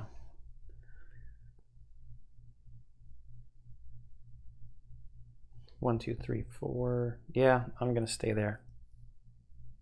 Okay, ricochet is attack 2 back here. Plus 2 is 4. Oh, and he has strangling chain on him, so that makes 5. He's gone.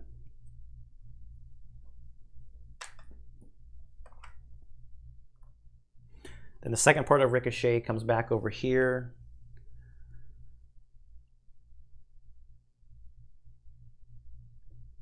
I don't think I get disadvantage on this because that wasn't, he wasn't the,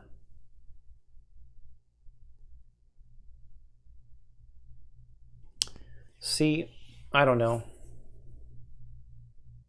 I don't know if I get disadvantage on this because this, the way I'm looking at it, and it's kind of thematic too, which maybe doesn't make a difference, is this was the target of my attack. He was not adjacent to me. My new target has to be within range 2 of here, not within range 2 of here. So it's a ranged attack from here. 1, 2, right? Not disadvantaged. That's how I'm going to play it. You can tell me in the comments down below if that's wrong, but that attack is, the second part of the attack is based out of this hex, range 2 from this hex, not this hex. So it's attack 2 plus 0 takes him to 6.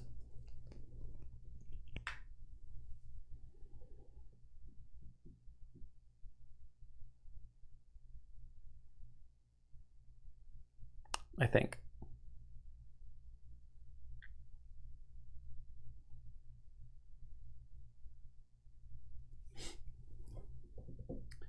Yeah, no XP or anything to go around.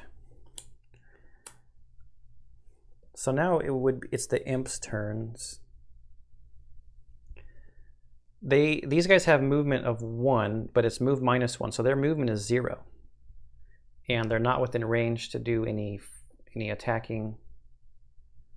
So I don't think these guys are doing anything. So now we go here. He wants to do a range 3 attack.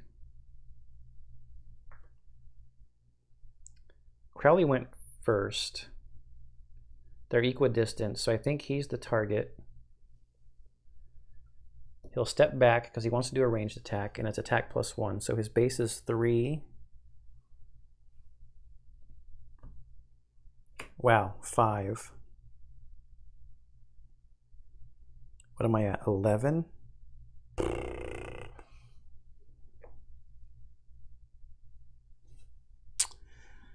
Wow. Down to 6. I don't have a very good feeling about this quest right now. And I'm muddled again from that blood imp.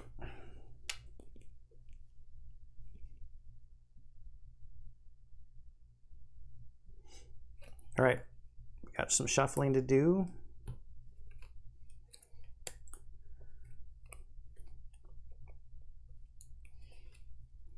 Is this the only shuffling? I think so. That stuff is gone.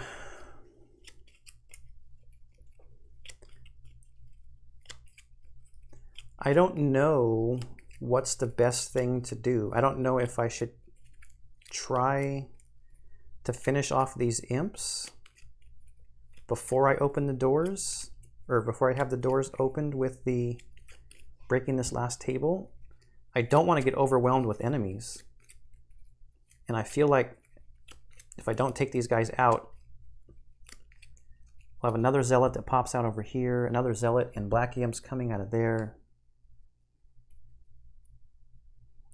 I feel like I want this to break, and then I'm just set up to at least be able to just get rid of this thing before it spawns anybody next to this guy, and then take this one out, and then worry about the Zealots last. I mean, the Zealots only have 8 hit points.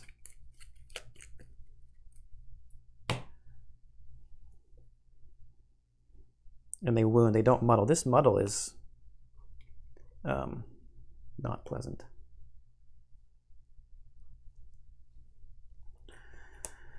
So what do we got here? Probably need to heal.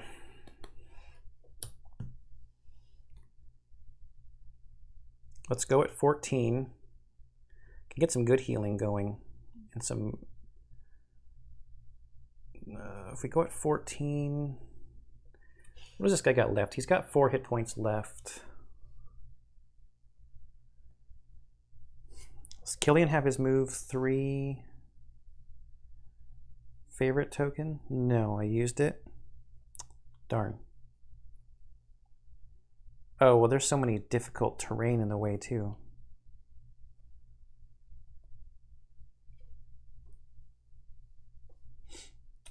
I can use my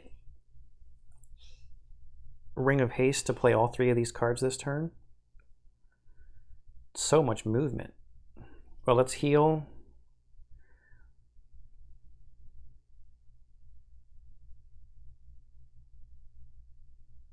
It's too bad that the attacks are on top there. Got nothing special on the bottom of these cards here. Can make a big movement turn to get over by these guys. All attacks will have... Nope, no, they will not have disadvantage against me.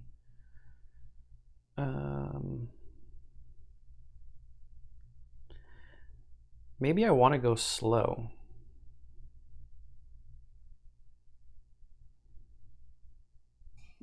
That might pop off. I think I want to go slow. Do this move and this heal, and maybe save my Ring of Haste. I hardly ever choose to go slow.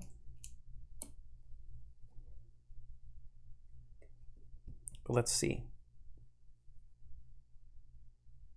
I can make him suffer damage, and I can move him somewhere else because he's not starting on my Sand Devil.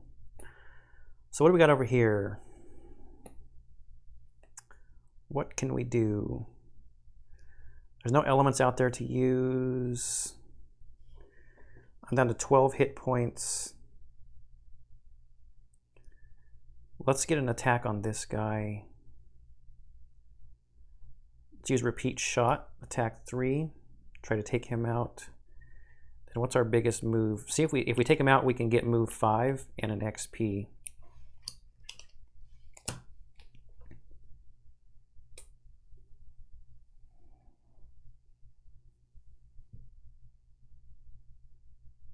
Yeah, we'll see how this goes. So 1879, when are the imps gonna go? 42. Oh, he's gonna heal. No attacking, but he's gonna heal. That is not great. Maybe we'll get a big shot here. So it's actually like this, right? Maybe going late wasn't a good idea. All right, so we're attack 3 at range 3. He does not have my favorite token, so it's just attack 3. Any cards to use? I don't think so. Lo, what do you know? What do you know?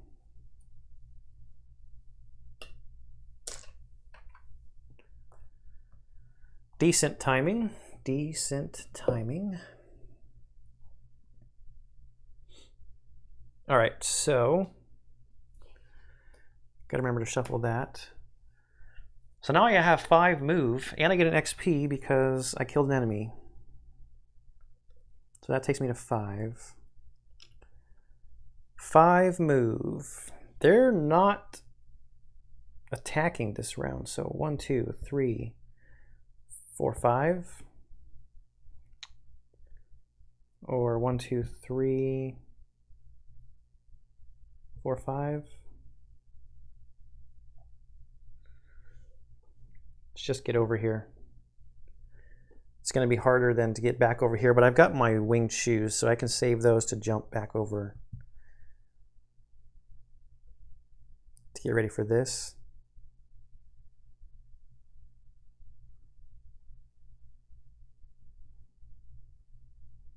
I don't know, these guys also only have 5 hit points. I don't know, maybe I just don't worry about them right now.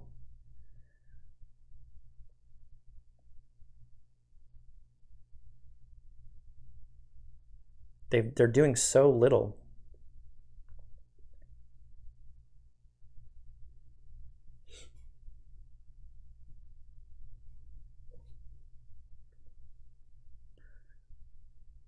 I've got 5 movement.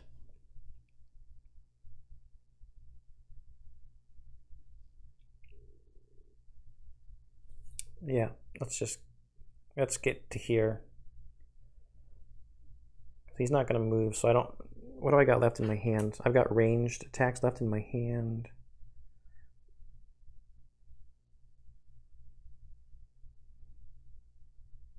I can push him away from me. Yeah, that's good. That's good. So now the imps go.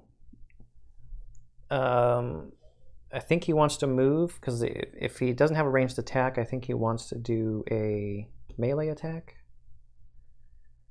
So he's going to move there to get closer. What's his movement going to be? His movement would be 2, so he wouldn't be able to get here. Does this get him any closer to a spot? No, because this is where he wants to go, so I think he'd go there.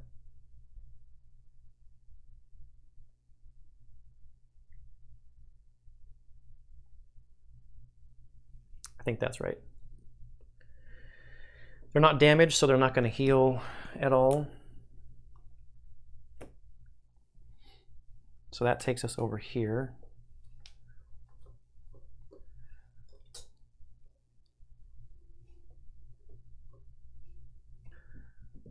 I wonder, so start of my turn, where do I want this to end up? Let's take it this direction to mess with anything coming out of that room.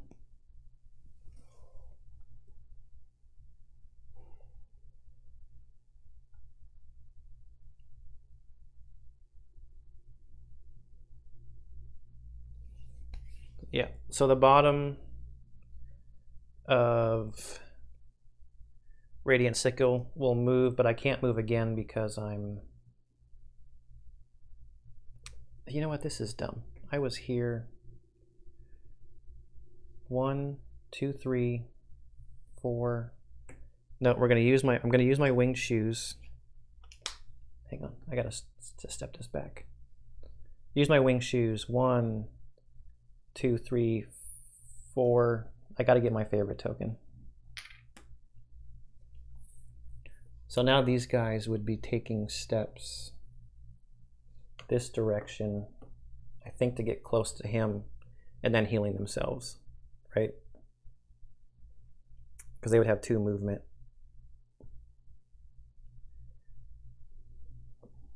That makes a whole lot more sense to go up when I have so much movement. Use my winged shoes to jump over the difficult terrain. if I need to use it. 1, 2, 3, 4. Yeah, I wouldn't be able to get there without it. All right. Okay, so here we'll move to there, just so I don't forget. Pick that up.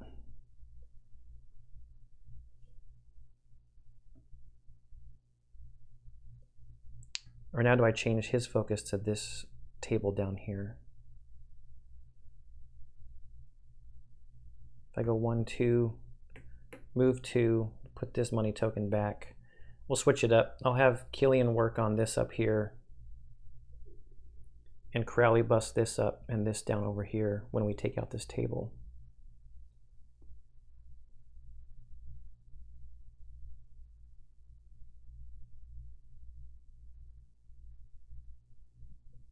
All right. So that move 2 and then heal 2 takes me from 6 to 8, and then heal 4 from the other one is from 8 to 12 and 1 XP.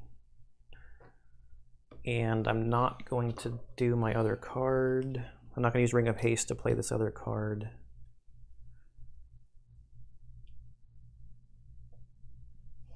And I think he's going to short rest.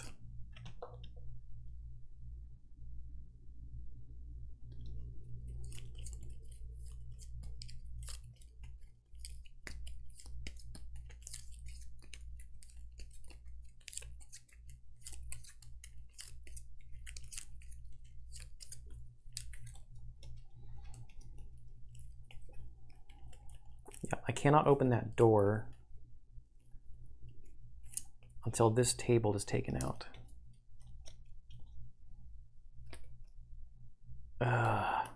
Every time. Every time.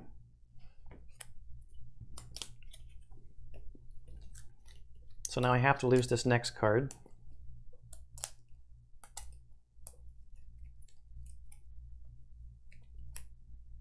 Oh, not Flying Sickle. That was the one I was going to use to bust the table. 1, 2, 3, 4, 5, 6 cards left.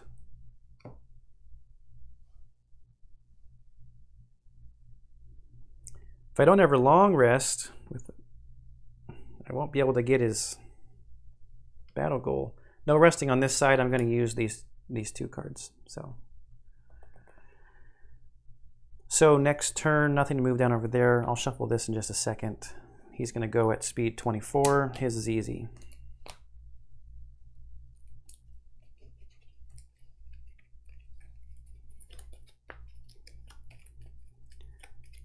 I don't know. I'm thinking about breaking that table. Just popping these doors open. Because you only have so many turns. You only have so many cards. And so many cards in your hand. If you got to keep resting, you're going to keep losing cards. He should have lost this muddle last turn.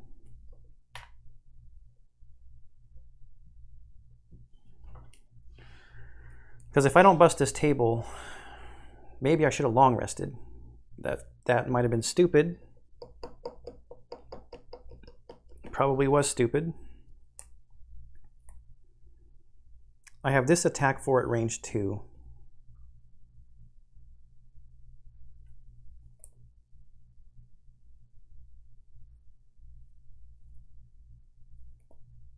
It's my only ranged attack left in my hand. No, I've got this one. So if I don't bust it this turn, maybe next turn.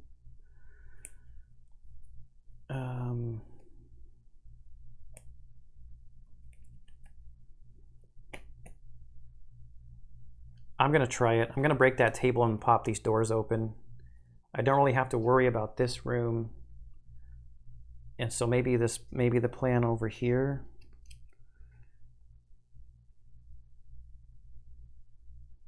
Use my favorite token and maybe I can kill this guy before he can turn anybody.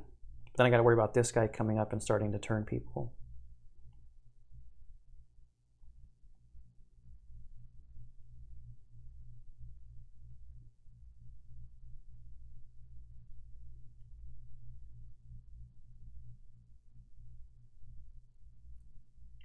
Wonder how fast I can get down here.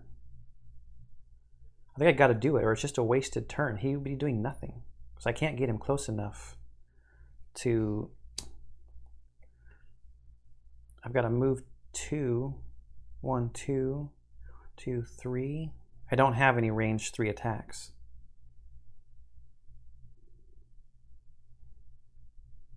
Yeah, so we'll go at the table. And then Shield Spike's not doing a whole lot of work this particular scenario.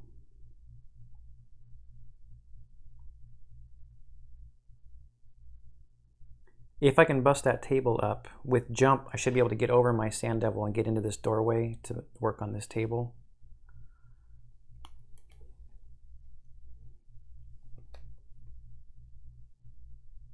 And he needs to go first to try to pop that door open. If it doesn't open the door, then I guess we'll be working on those imps over there. Okay, so it's red guard, hatchet. Oh, we gotta shuffle this.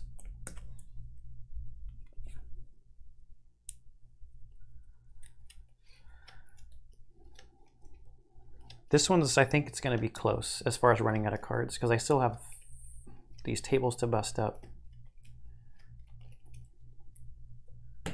Might be the first scenario I have to replay. Okay, imps are going at 42. Oh no, cursing.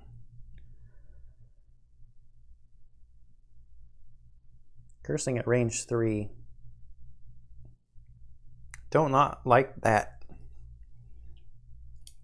Crowley's first. So attack 4 at range 2, hitting this table over here. What do you know? All right, so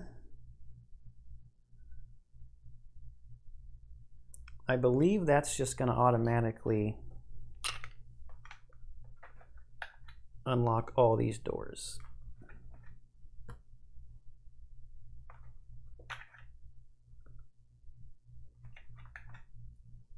We've got to get 2 zealots out here. First one to fall will go to the top room. That's you. That's standee number 5. And another one, standee number 1 down here. We're not spawning any imps because we're not at the start of a round.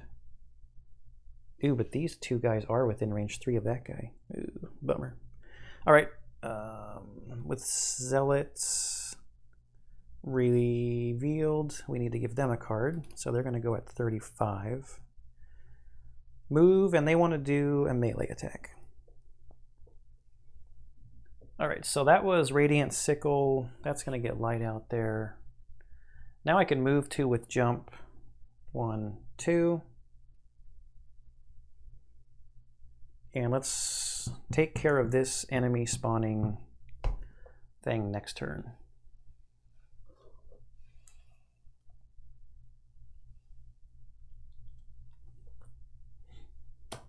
Hopefully. So now it is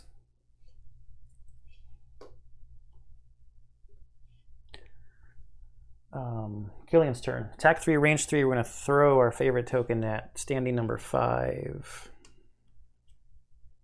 Zealots are going at 35 before the imps. So that takes me to attack 6.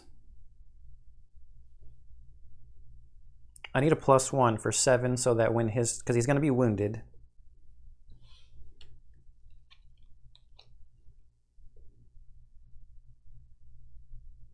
He's going to be wounded. I don't have anything that gives me advantage or anything. All right, +0. Not going to quite do it. So that's 6.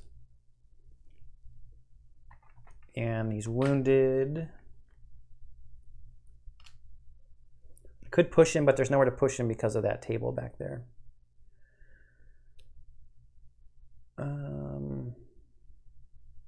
So now what? I've got the bottom of follow through.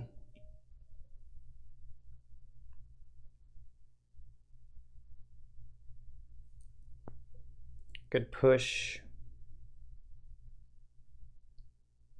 somebody. I don't think it's going to make a difference.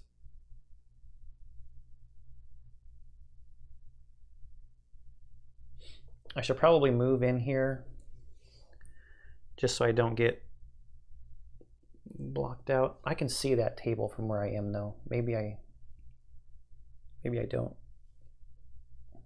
1, 2. Just for fun because I can.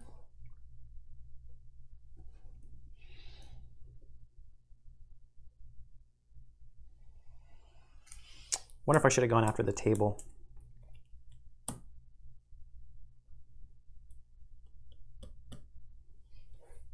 Because now I kind of feel like I'm in a world of hurt over here.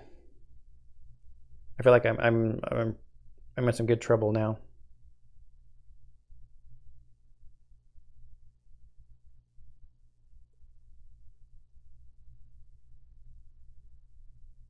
Could use my Fateful Compass.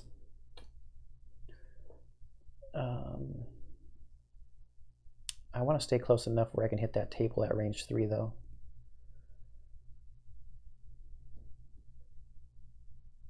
If I select this guy, if I give him a move 2, he only goes 1 space. 3. No, I think I'm in trouble. Who's next? The Zealots are next. Standing number 1. He's going to want to get here, right? 1, 2, 3, 4, 5, 6. 1, 2, 3, 4, 5. No, he wants to get up here too. His movement is 4. 1, 2, 3. There's nowhere else for him to go though.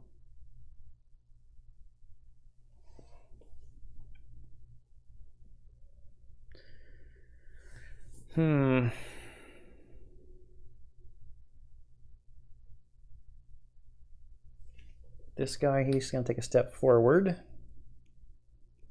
With his wound, he's going to go to 7.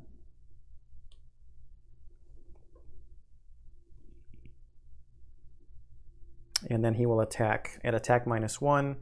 His base is 3, so that makes it 2. -2 is 0, but I'm poisoned, so that's 1. 11. Yeah, I think that is it.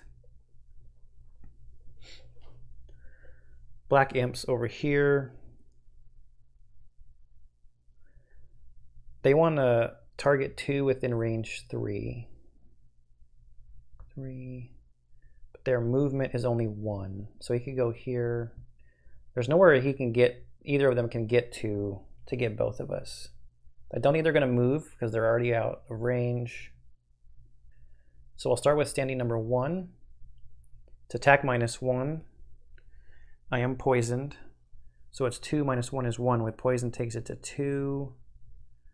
Plus 0 is 2 damage. Takes me down to 9. And curse.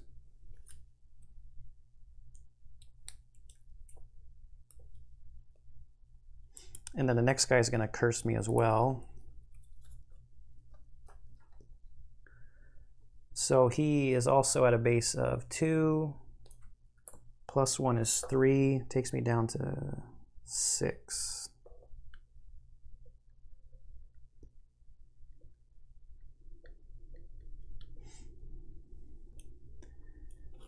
Yeah, this is not looking so good.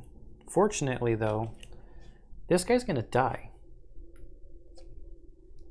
Because he's wounded. So he's going to die on the next turn. So I can just concentrate on getting that table and then maybe running.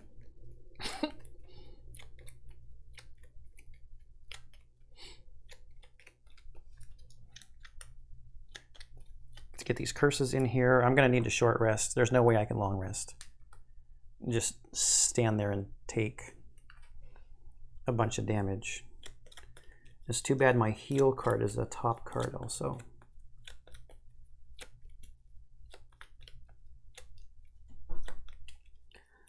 I don't know, maybe breaking that table was dumb with those imps still out there. Maybe that was dumb. All right, so these guys are going to transform. And then at the end of the turn, oh, they get stunned when they do that. That's right. I don't think I did that last time. Probably didn't make a difference.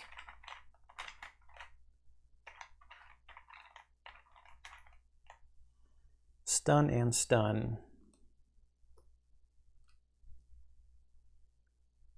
Oh, you know what I also screwed up?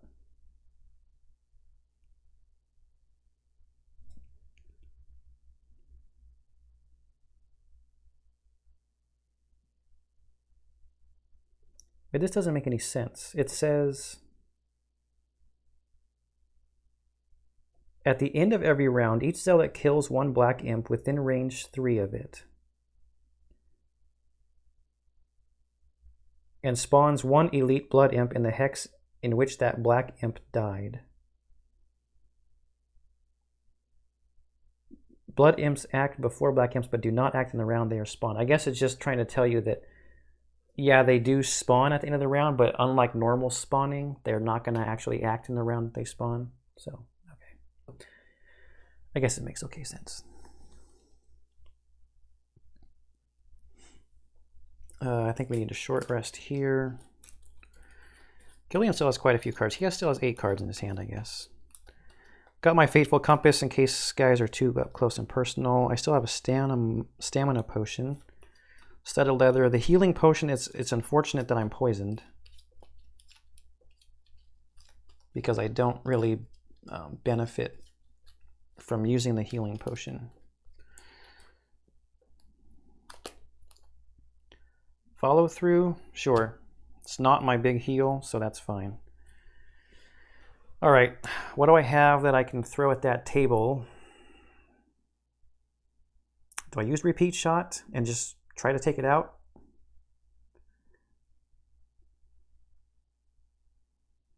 But then I'm not really moving.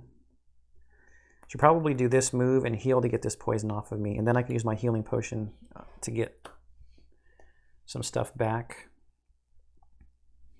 Even if I don't move, I think that heal is still a good idea.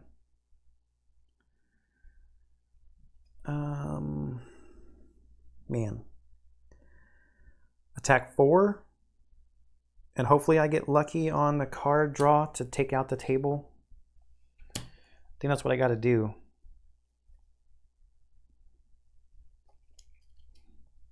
I think that's what I have to do. I need to take a drink.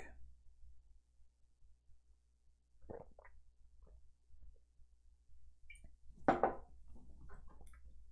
do we got on this side? Sand Devil, you probably need to go that way.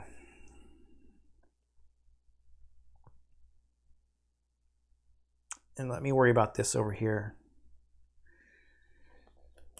I'm up. Let's see, I'm at 11 hit points.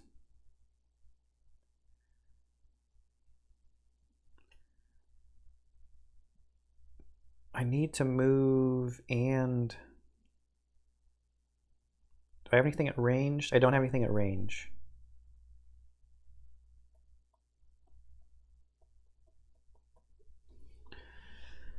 Might not be the most efficient time, so maybe I need to use my Ring of Haste for this attack too. We'll see. Maybe I'll get lucky and draw a good attack modifier on that table. So what am I going to do? I'm going to do move 3, get air out there, Strangling Chain on the table. Hopefully I doubt I'm going to get 5 though. And we'll see. I want to get rid of that table this turn.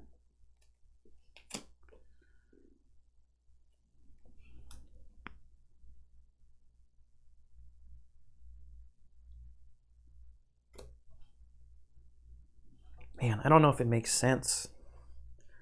But I don't want another imp to spawn either.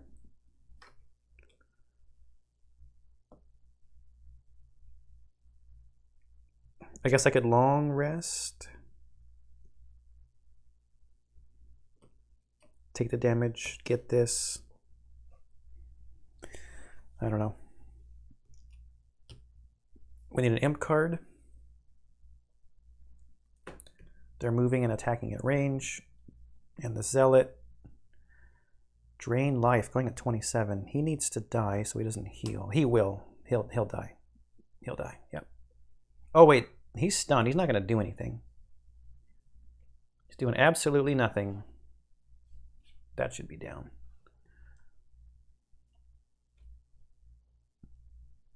So, yeah, I think we're good. I think we're good. So Killian is first. See if I can take this table out. It's attack 4 at range 3. Ah. Yeah, that's 3 damage. That is not okay.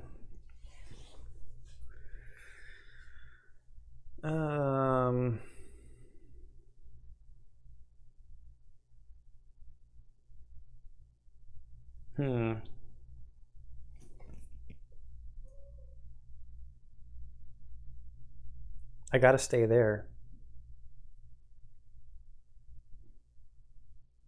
I gotta stay there. So I'm not gonna move anywhere. Heal 1. Actually, I could force those imps to take a step back if I move down here. They're gonna attack me anyway.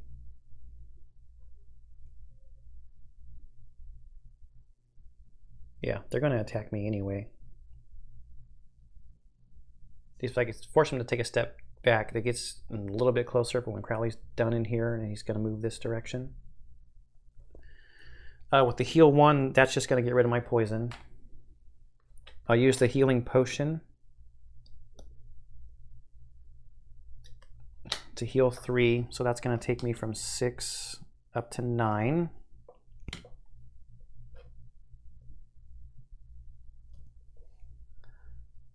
And that, we'll get that out there. I think that's it. I think that's the only -1 left in my deck too, which makes it even more unfortunate. Do I want to use my Fateful Compass? What does their movement look like? Well, they're going to attack at range 3.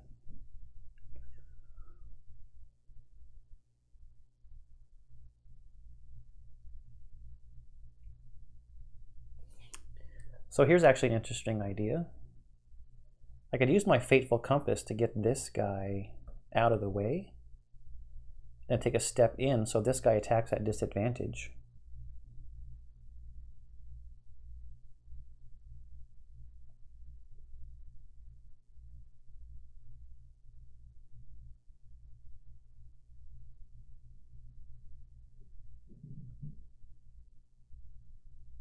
I don't hate that idea. Is it the best use of my Fateful Compass? Probably not.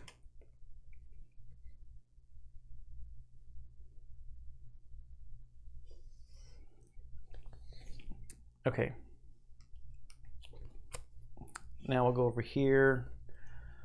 First thing I'm going to do is start moving my Sand Devil that direction.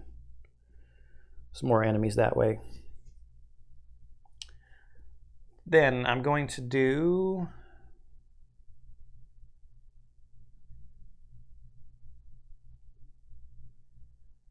I know what I'll do. I'm going to do the bottom of Strangling Chain, move forward to move into here and immobilize this guy. So when he attacks, he's going to attack at a disadvantage. Just so that I can remember, because he wants to attack at range.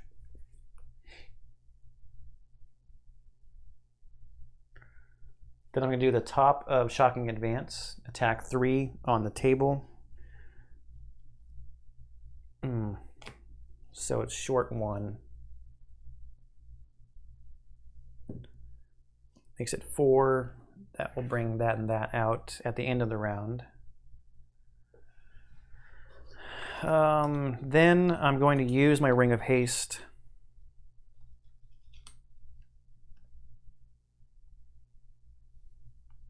to play the bottom of Warrior of the Sun. It's attack 2 on the table. Even more stuff. Or elements, I mean. All right, so the table is destroyed. It's still my turn.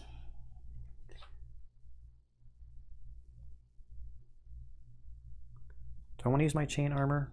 No, I don't think so.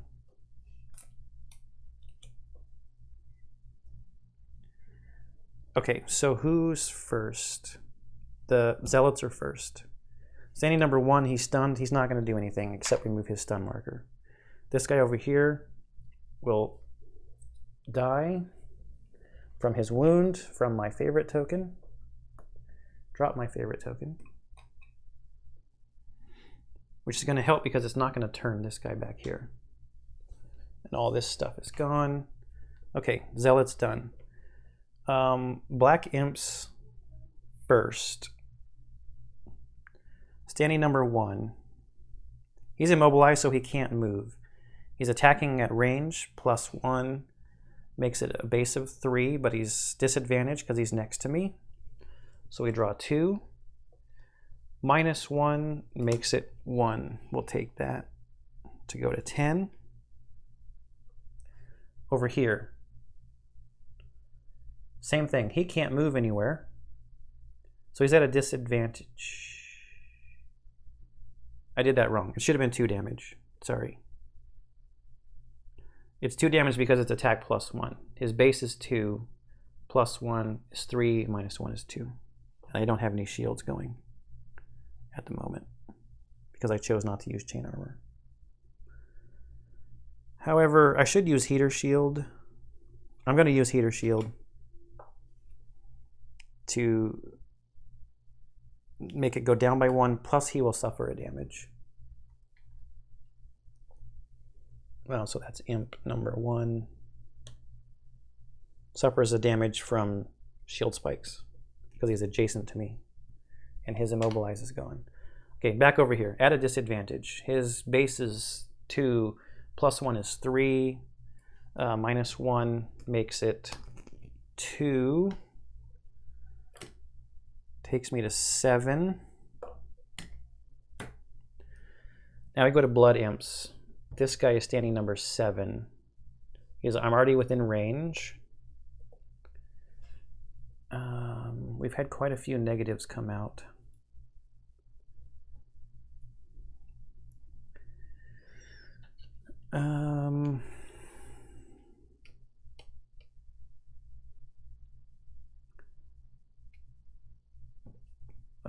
Poison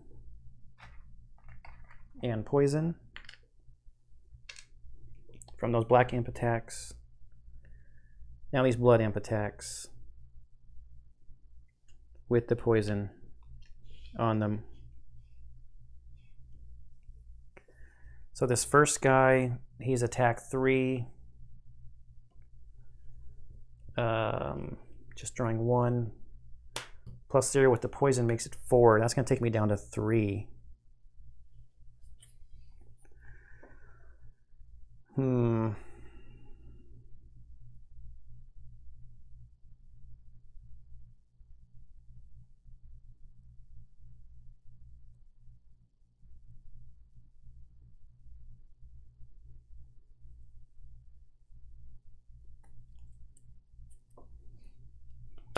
And not being able to destroy that table, that might be the loss right there.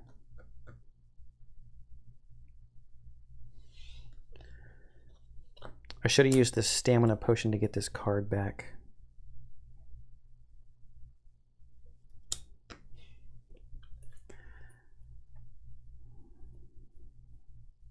I think I take this one and then see what happens. So that takes me down to 4. So then this guy is within range 3. I'm going to use the studded leather. So it's at a disadvantage and I have shield 1. So he's a base of 3 with a shield, makes it 2 because of disadvantage. So I will take it. That takes me down to 2.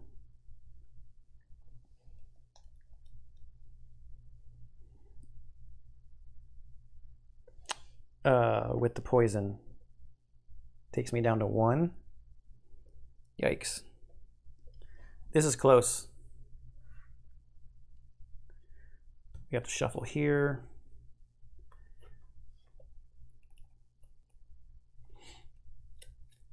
The imps are not within range to be turned.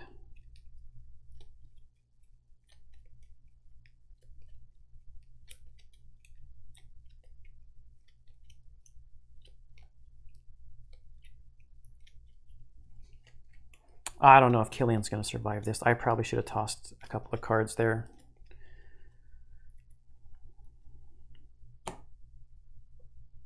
Probably should have tossed a couple of cards. Oh, and I have to rest over here. I don't think I can afford to long rest, because I've only got one card left in my hand.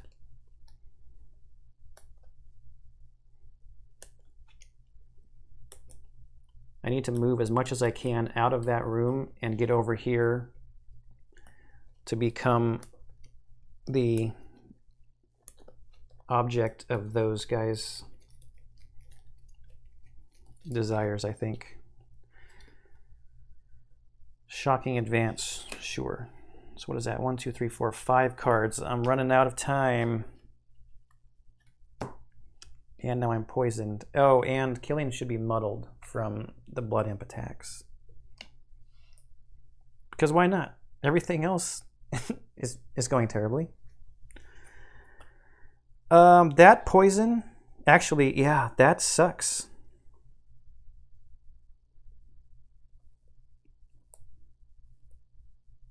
I think he's just dead.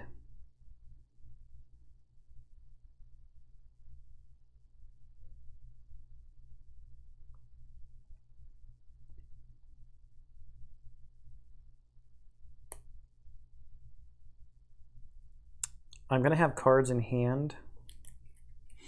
Let's start over here. How? I should have tossed a card.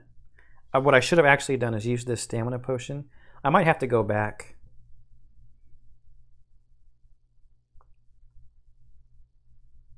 I totally forgot that those guys were going to poison. It's going to poison me. Oh, and this disadvantage. If I pull that null and don't break that table, then I really do think this mission is over. How much movement can I get? 1, 2, 3, 4. I could get to here.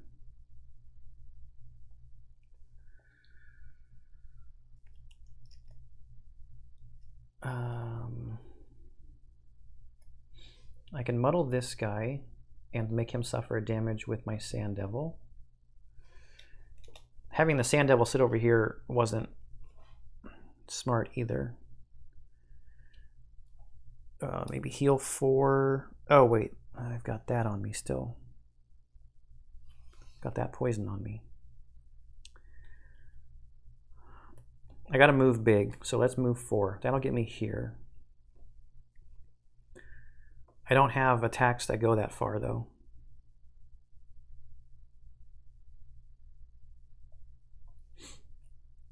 So attack this guy while I'm next to him.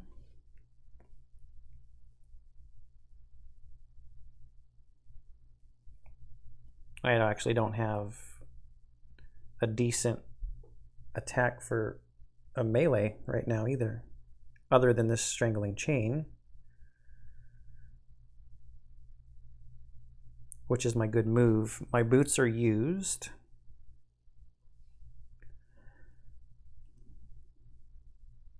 I might have to do this move too and heal this poison off of me. And, or if I could do a different move, let's see. Why don't I do this move 2, and then this attack 4. There's nothing that I can consume. That'll give me a shield. Oh, I'd really like to do this heal 2 to get this poison off of me though.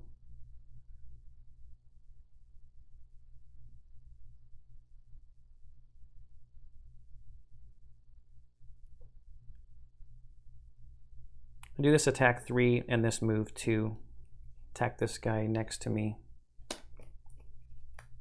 I just don't think I have enough cards in this deck over here to get through all this damage I need to put out.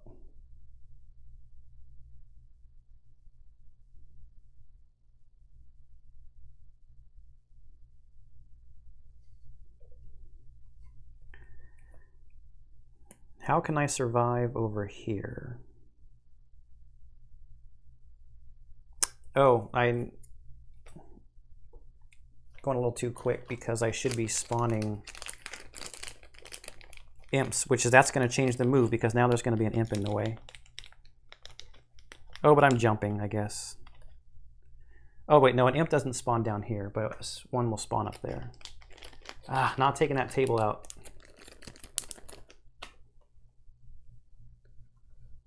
Not taking that table out is going to do it, I think. I'm kind of at a loss for even how to beat this scenario, actually.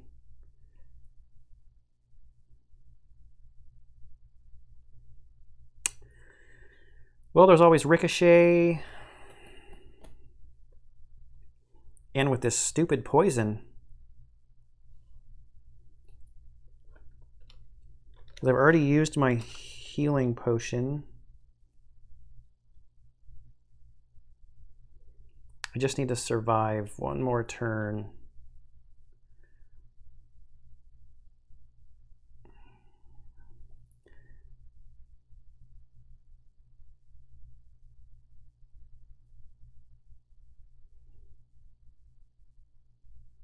If I can attack 2...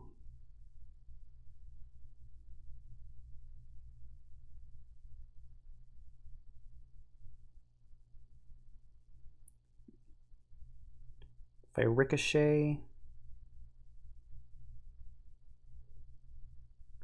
and then attack 2, move 2, that's going to leave me with 3 cards in hand.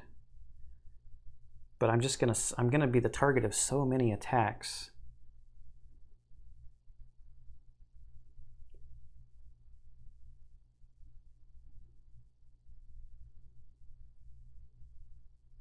I needed this card back in my hand. Not using that stamina potion was probably the mistake of the game,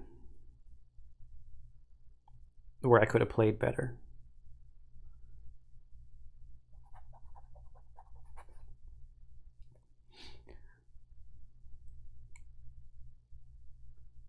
I don't see a way out of this for him. And I do not have enough cards over here.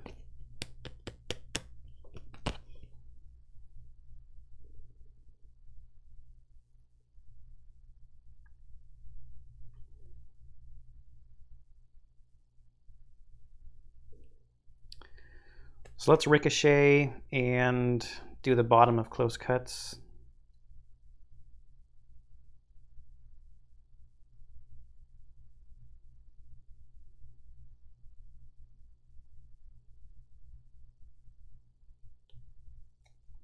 Going at speed 25.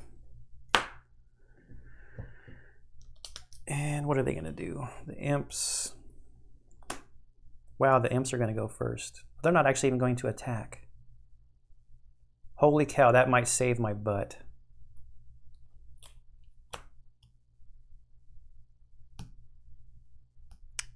The Zealot's actually going to go first. Oh, they're tied. So he's going to go first. So Crowley, Zealot, Imps. Killian is last. With an initiative of 25, he's last.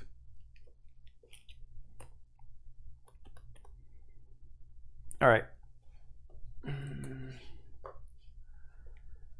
I'm doing a Strangling Chain, attack 3 on this guy. -1 is 2, so that's going to have him at 3. Didn't even kill him. Oh wait, first I want to do this. Move, move, so that's suffer 1 damage.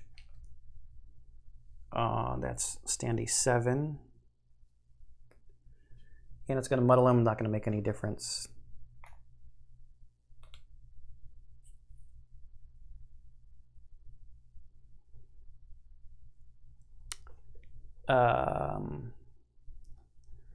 He gets immobilized.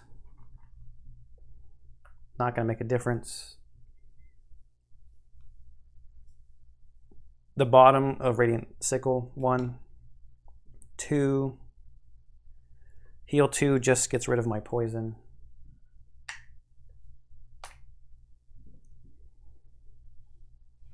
And then he's done. With poison gone, I'm also going to use my healing potion to go to 13.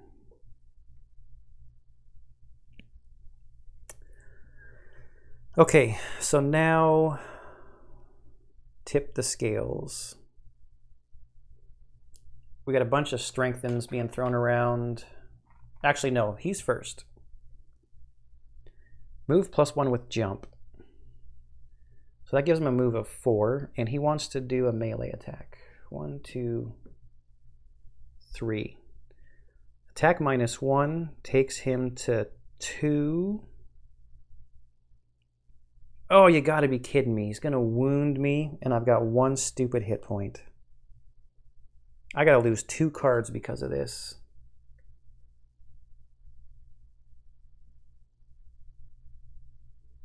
Oh, you gotta be kidding me.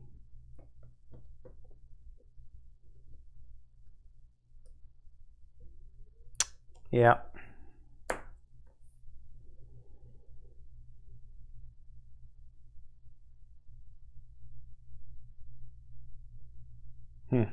Okay, so where was I at? He's a base of 3. -1 takes him to 2. +1 takes him to 3. I gotta toss a card. It's gotta be that one. He's gonna wound me. And he's gonna curse me and put air out on the battlefield. So I gotta shuffle another curse in before I go.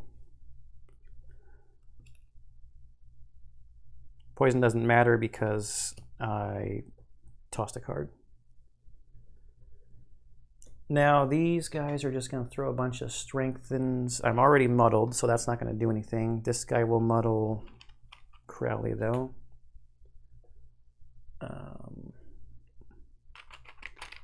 Strengthen. Zealot #1 gets a strengthen.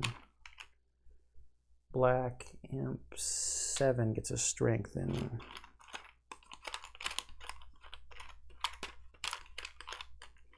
And let's see, strengthen on #2. This guy strengthens himself as well. Are there enough strengthen tokens in here? There's one.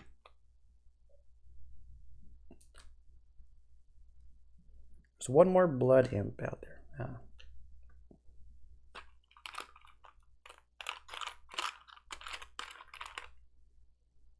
That's, let's see, blood imp 7 and 9. All right.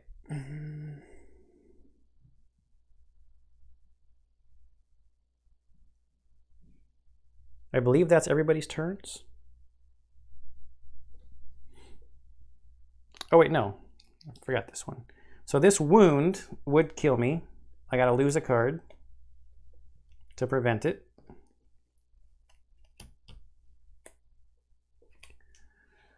I'm gonna ricochet, targeting the table.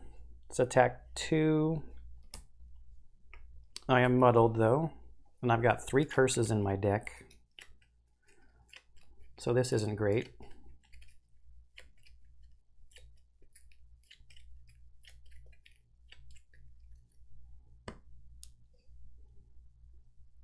Yep.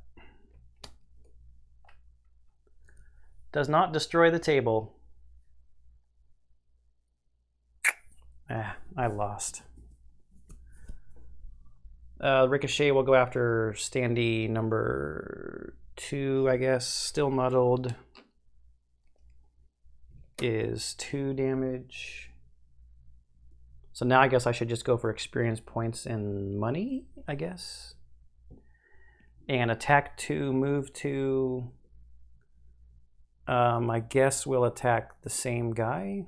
Standee #2 on the black imps. Because I'm muddled is +1. So that's 3 more damage, actually takes him out. So he's gone, but he's going to come right back.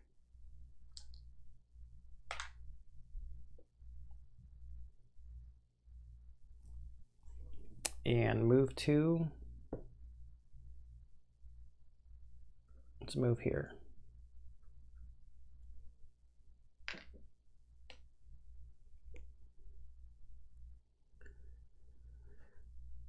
And then I'll use my stamina potion.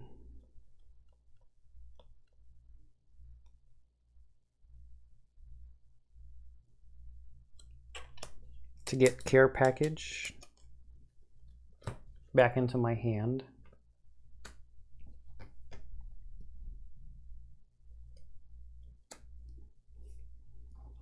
And we go to the next turn. I should have done that when it was his turn, but I mean, that was my plan the whole time, was to use that to get care package back into my hand. So his turn is easy. All this stuff is gone and that's down. He's going at 18. And Crowley, it's only got 3, 4, 5 cards left. Move 2 with jump, 1, 2.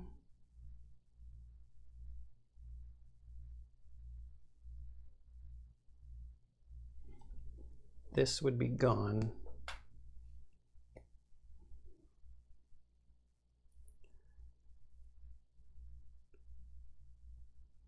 Or move 3, gets me to the same spot and then they have disadvantage. His immobilize would be gone. We'll move 2 with jump to get here, and then what? Heal. Because I'm not poisoned or anything. Going at 16. Just don't have enough cards, I don't think. So 16, 18, 77, and 37. So they swap the Zealot and the hatchet over here. All right, 16. Moving 2 with jump. Oh wait, first, in order. We'll go 1, 2. Suffer a damage there. And that wounds him. No, wait. It muddles him, so we'll get rid of his strengthen.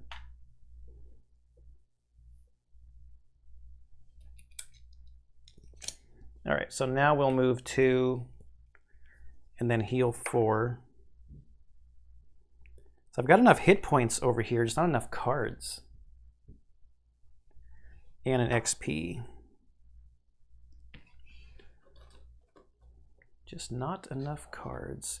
The sad thing though is that if I get enough XP to level up, I don't know if it's sad or not, but that's gonna take me to level 4 on the enemies. Might even make this more difficult. All right, now over here.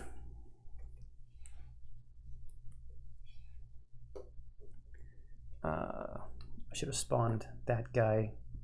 This guy would have turned this guy into a blood imp.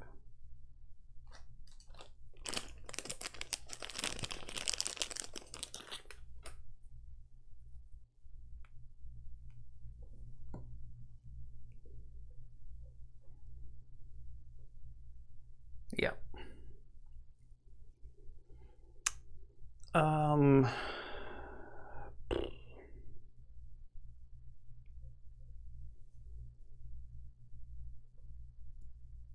1, 2, 3. Oh, wait a minute. No, I'm dead.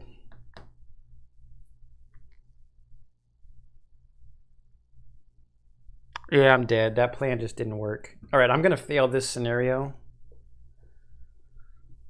Yeah. I'm wounded, and I don't have any cards to toss. So I fail. I'm just going to call it and say that I failed. I know I might be able to collect some more experience or coins, but I'm just going to call it. there's no possible way. Yeah, so Killian dies. There's no possible way with this, because I'll have to lose a card at the end of this round, that with 4 cards I can destroy all of these enemies and 2 more tables. All right, so that's my first defeat.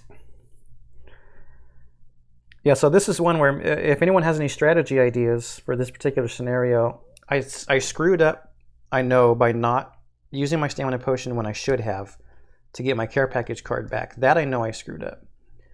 But this just, I don't know what else to do with this scenario. It just seems like there's, if I don't go for these tables first, these imps are just going to keep coming out, and I have to kill all enemies.